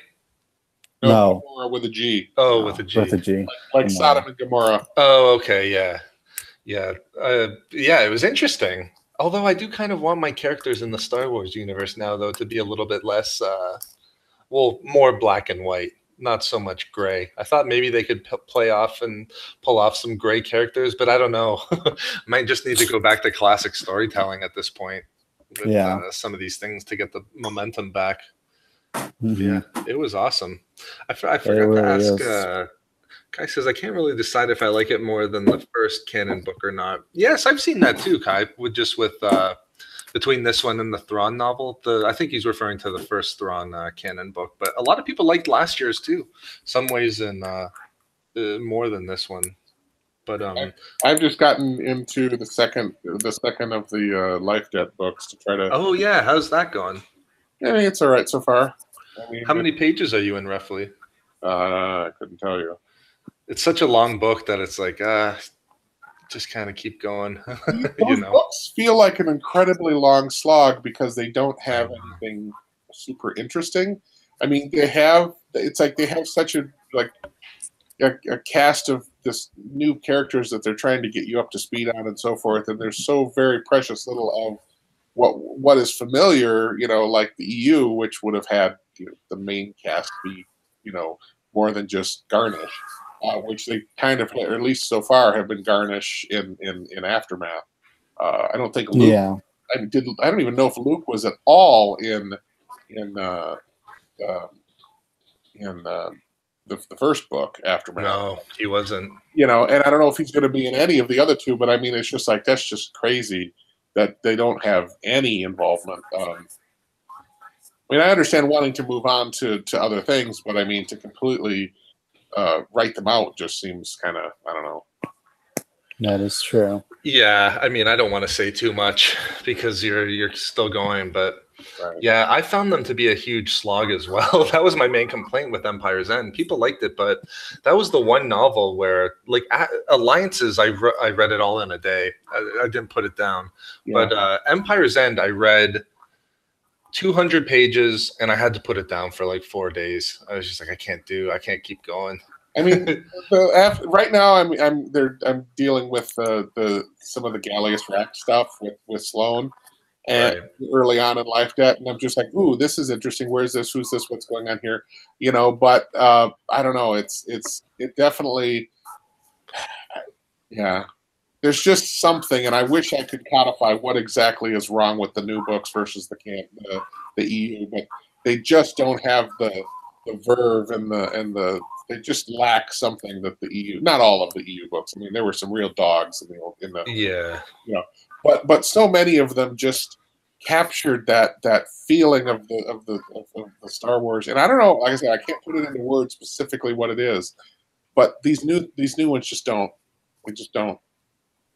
And none of the new characters they create are like super, super, super compelling either. That was my problem. Yeah, that was the other problem I kind of had. You've created a bunch of characters, great, but I mean, at least in Rogue One, okay, they made a couple compelling characters. I mean, they had some that I guess, but I mean, you can't have every new character be a hit, but at least you'd hope that you have one or two that are actually somewhat interesting. It just seems like it's an ensemble cast. It's like, well, who's the main focus here? It's like there's too many characters. At least with with back to Marvel. At least with Marvel, you had a Doctor Strange movie, you had an Iron Man movie, you learned about them all individually, and then when you brought them together as an ensemble, you cared about all of them. But if you just have this random name or this ensemble of no names that you don't really know, you really never end up caring about any of them really deeply. So maybe they just need to. Yeah, that is true. Yeah, I haven't thought about any of them really, like, since reading the novel. So, like, Eli Danto, I think about every now and again. Like, oh, I wonder what they could do with that character. But, like, Nora Wexley, I think, is the main character's name in the Aftermath. I'm just like, whatever at this point. But, yeah, Kai's funny. Yeah, that's how I did do it, Kai. Yeah, I basically just read it all day Tuesday. And then stayed up all night Tuesday night outlining videos. But yeah, I forgot to ask Donna before she left and get a chance with text. But I don't know. I'll make a post about it where we want to go for this month. But maybe Heir to the Empire or something like that. There's so many good novels out there. Maybe we should even almost do. What was the idea we had a couple weeks ago, Ben? There was one to do like a really bad novel or something like that to kind of just see what we all. Oh, like a bad novel, Crystal Star. Yeah, to do something like that. I mean, I don't know if we can put ourselves through it to do that, but like just because generally like we've stuck to the best of the best. But I don't know. I wouldn't mind doing Heir to the Empire, especially on this little Thrawn run that we're doing. But I'll make a post and see what where people are I leaning. would do Heir to the Empire. I'm probably gonna still do that. Have you read it yet, Julian? No. Oh, okay. I've heard a lot of good things about it. Yeah. I want to read it. It's on my list. I read it the week before Alliances came out for the second time, and it was so good. Yeah, it was better than I remembered for sure. The problem with a lot of the EU books is that it's difficult to just say, well, let's just read one, because almost always they're part of a trilogy. There's so many, or they're part of you just don't get a satisfying enough story from any one. I mean, there were a few. Let's see, Truce of Bakura was a standalone book that took place immediately after Return of the Jedi. Courtship of Princess Leia was kind of a standalone book. The Crystal Star was a standalone book. But yeah, things like the Heir to the Empire trilogy, Heir to the Empire. I mean, that's a good book, but it begs that you read the second. It's a great trilogy. Book. Yeah, exactly. There's the Jedi Search, the Kevin J. Anderson, which wasn't nearly as good, even though Kevin J. Anderson for a while was kind of the Dave Filoni of the EU, and he wasn't very good. But he had a lot of stuff that he oversaw with the EU early on, and I mean it's an interesting, I guess it's an interesting pulpy book, Jedi Search, and then there's like, I don't remember, there were the three names of the book. Three names in that series where it was like Jedi Search. It was the first one, and then there were two others. I can picture the covers, but I can't think of the names. But those were they were no Zahn trilogy, but they were interesting. They might be in that kind of bad enough to be good kind of thing. So but the problem is it's again a trilogy. That's the one with the Sun Crusher. Which, yes, okay. Yes, so that was the series where the Sun Crusher was, where it's just a little itty bitty ship that could, bore into the sun or something instead of a supernova or something silly like that. But there's I don't know, there's a bunch of those kinds of things, and then of course Shadows of the Empire was a one-off.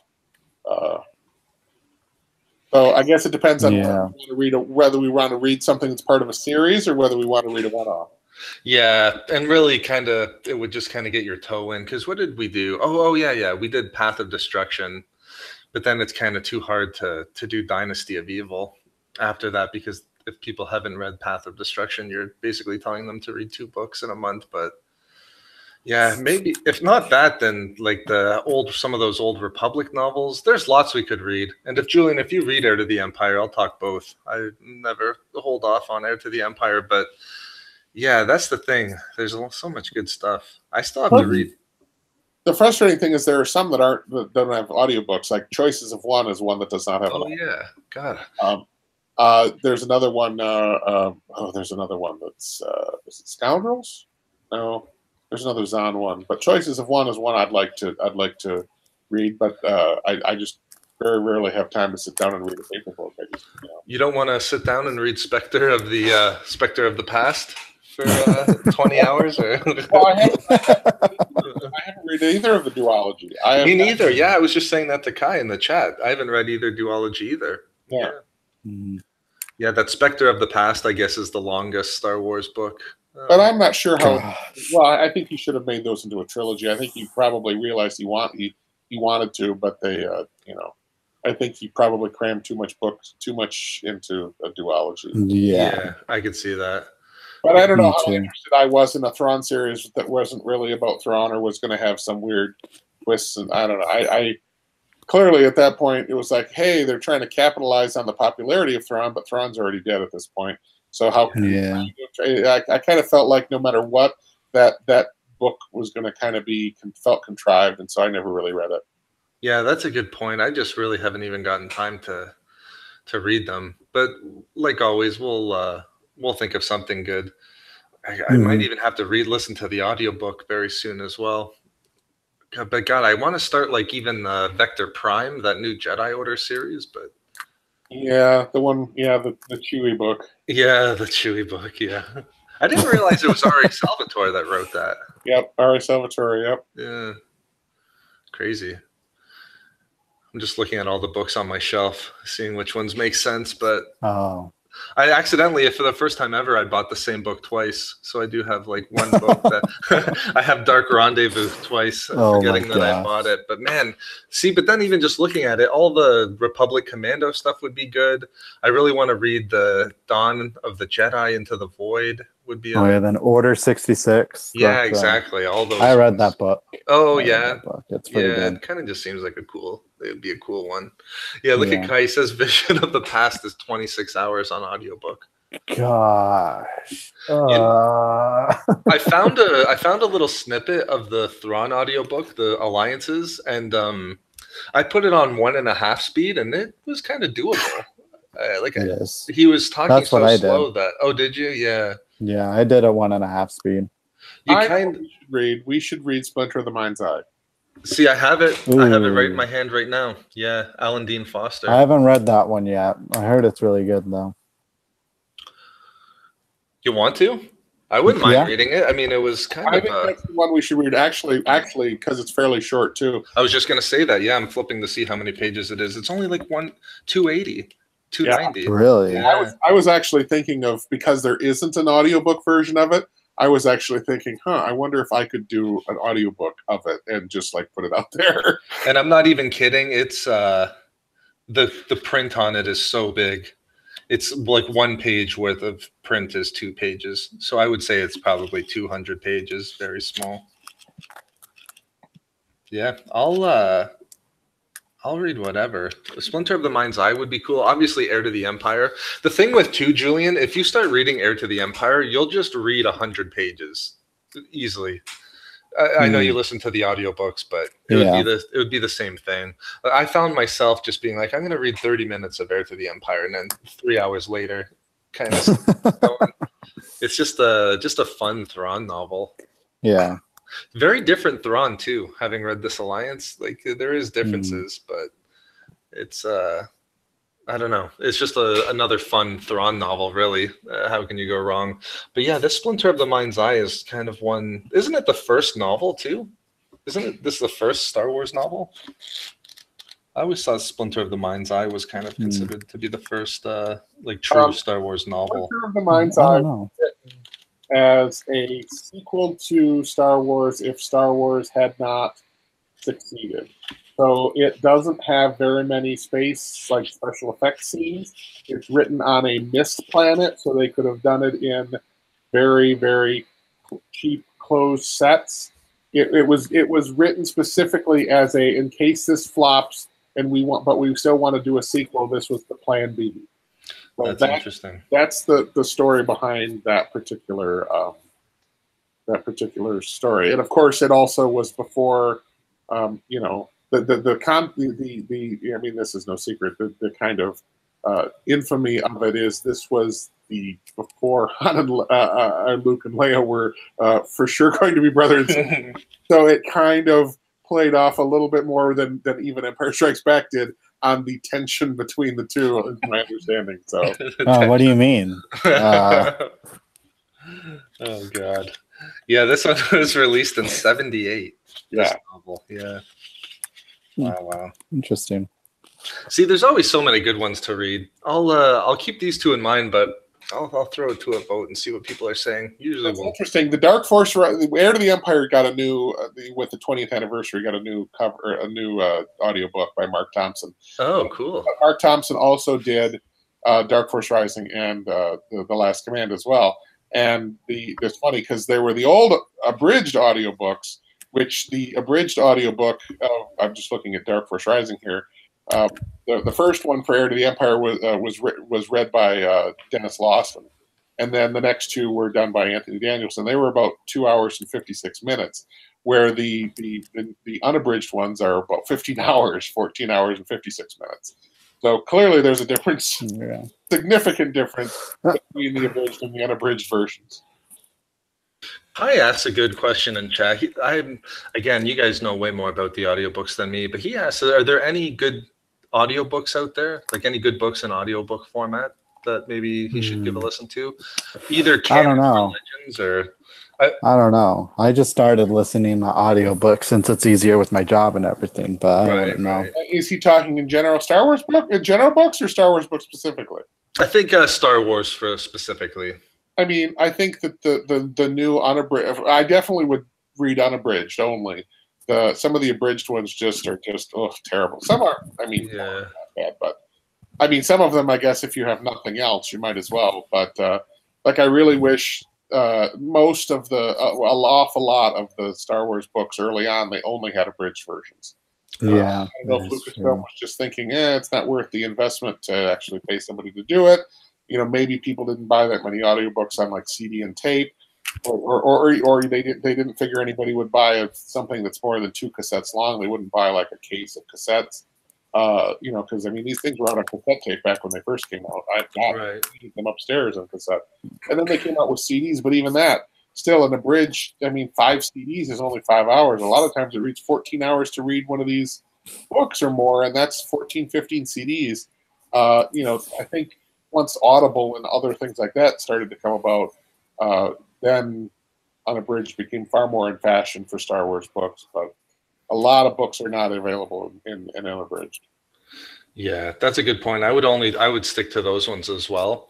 I guess the only ones that I could suggest are ones that I've heard were really good. Didn't we say last month that the Lost Stars one was good? But I know the Ahsoka one has received pretty good acclaim. The Ahsoka one, yep. Dave and I listened to that one on a trip in the car, and that one was really good. That one was written by E.K. Johnson and read by Ashley Eckstein. Yeah, I know he's read both Thrawn novels. Those are the other 2s that I kind of hear are really good audiobooks. Yeah. You know, Inferno Squad might be interesting. I'm trying to think of good books that were good as well. Princess of Alderaan was good. And that's good. Almost 10 hours, 9 hours and 54 minutes. Have you listened to the Catalyst audiobook? Because that's just one of my favorite books. I would suggest that. I'm not sure how the audiobook is. I had a hard time getting into Catalyst. I don't know why. I'm going to have to re-listen to it because it just seemed like there was a lot of detail type information, but there wasn't a lot of you had to like pay a lot of attention to. For sure. I'm going to have to reread it again. Phasma, I think, was pretty good as an audiobook. I thought Phasma was a good audiobook. Of course, I guess it depends on whether you like the sequel or the prequel or, you know, what era you want to focus in. I mean, Inferno Squadron was okay. I haven't read the other one, the Rebel counterpart. What was it? Twilight Company? Is that? Oh, yeah. Twilight Company. I haven't read that one yet. That was okay. It's kind of middle of the road for me on canon, but it kind of just is what it is. Interesting novel. Really kind of the canon novel that stands on its own in terms of like, it's not similar to anything else really, but I do want to read Bloodlines. I feel I should finish the Aftermath trilogy before I read Bloodlines. Yeah, that'd be a really good idea, actually, going from Aftermath right into Bloodline. Bloodlines is 12 hours and 14 minutes. Oh, that's not bad. Yeah, it looks kind of short. Yeah. You know, I'm just going through my Audible library looking at all of the stuff that I've got here. Well, I have to go. All right, no problem, I Julian. have to go. I might, if you want, if you head on, I'm going to thank some people before, and then maybe I have to be somewhere at 3, and we'll shut down here. But yeah, thanks again, Julian. This was a lot of fun, buddy. Yeah, it was. So I have to tell you something too. Sure. So at the end of every single of your videos, when you do the Patreon, thanks message, I don't see my name on there. Am I putting the wrong one up?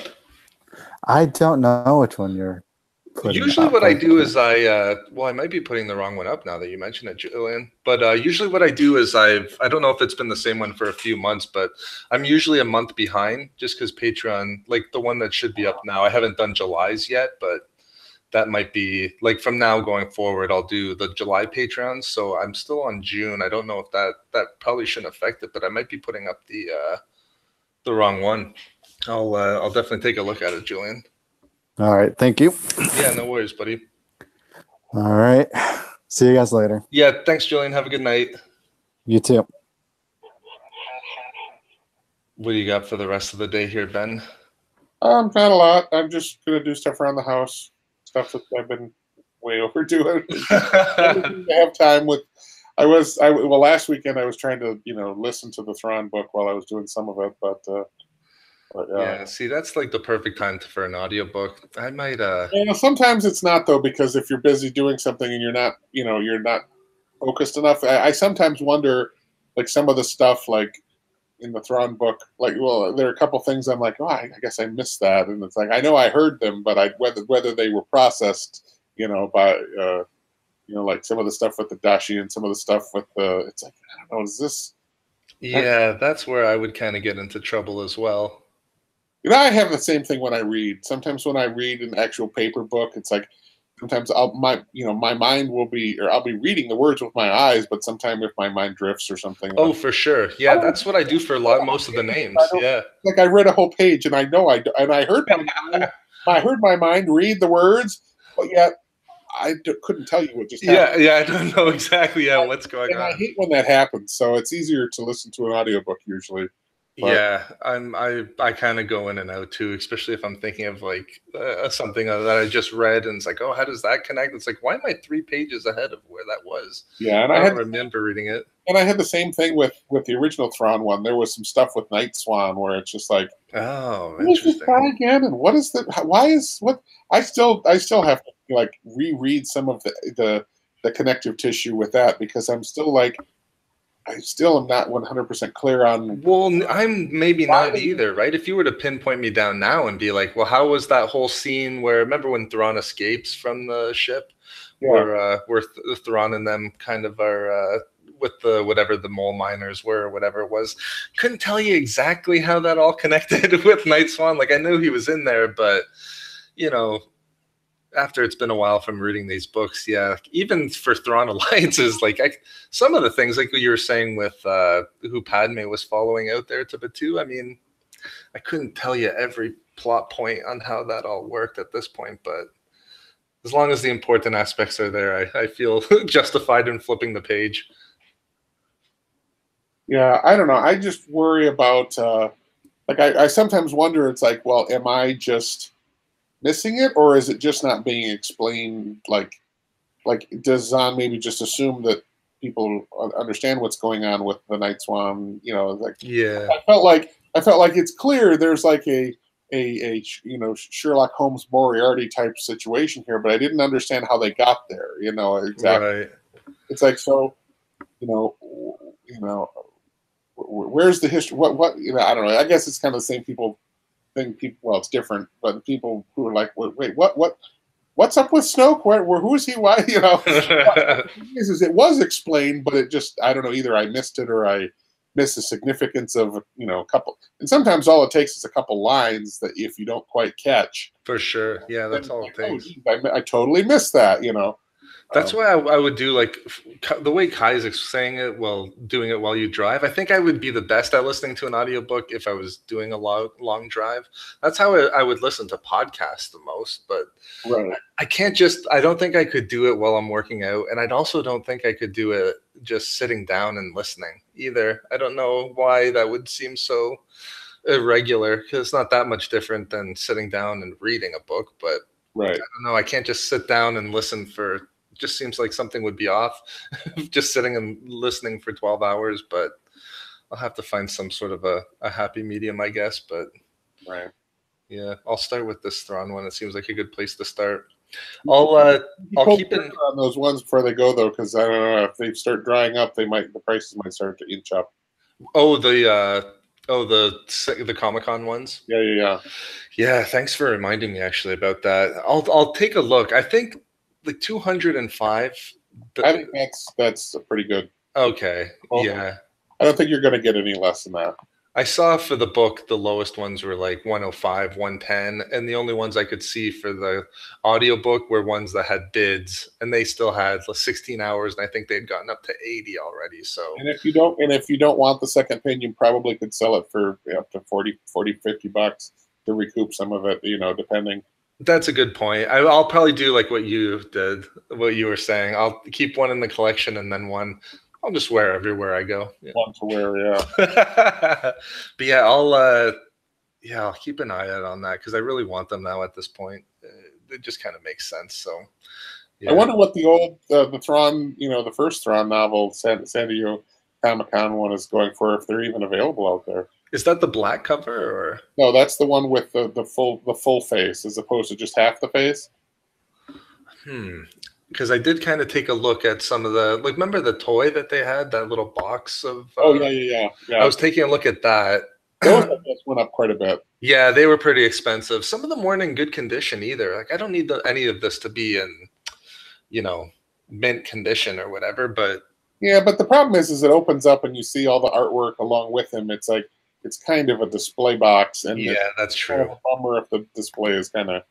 The box was kind of on the edges. I don't know how much you can avoid something like that, but like all the corners of the boxes, only the ones there was only very few. Like there was 3 or 4 up there, but yeah, the price was kind of right too. Like if as long as they're in decent condition, I wouldn't mind something like that as well. Even, but I'll have to kind of keep some discipline at this point, but I want all the comics as well. That's the other thing that I was looking for. All of the recent run of the Canon Thrawn comic, because I don't have the physical copies of those. Oh yeah, I had a bear of a time getting because I have the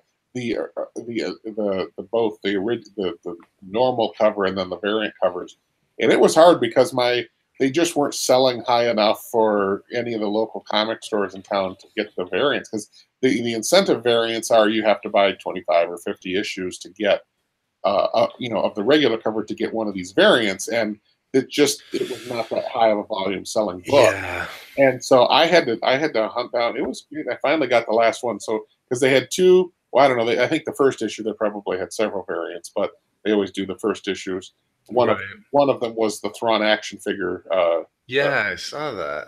But I have all the variants for all of the Thrawn books as well. The issues 2 through 5, was it 5 or 6? 5.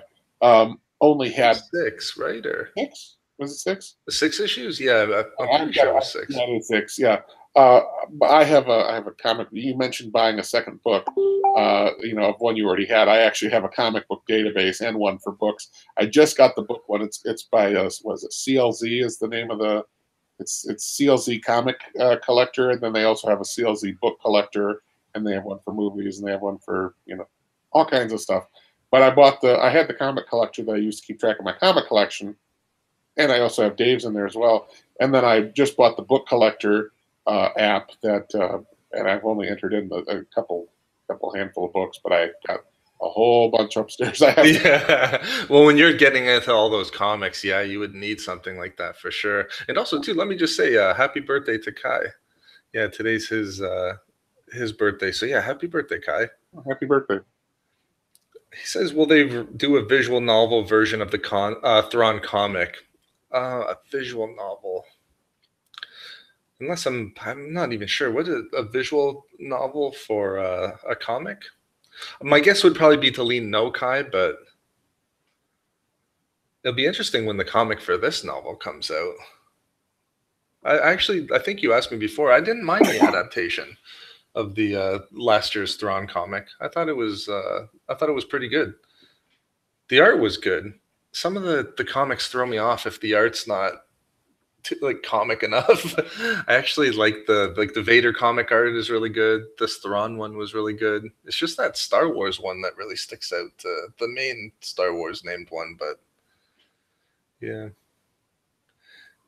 I don't know. Do you have anything that you're reading going forward, or anything on the horizon? Because I have 6 books that I'm gonna try to read all in the next couple weeks, but. I mean, I'm reading the Aftermath one now. I'm keeping up with all the comics. I read the comics as they come out. That's a lot. That's a lot. Like the life that will keep you busy for a while too. But yeah, I'm on top of all the comics right now. Oh, I tell a lie. I actually have not read issue 5 of The Last Jedi yet, but I already know. Obviously, I've seen the movie, but yeah, adaptation and that one's really hard because that one.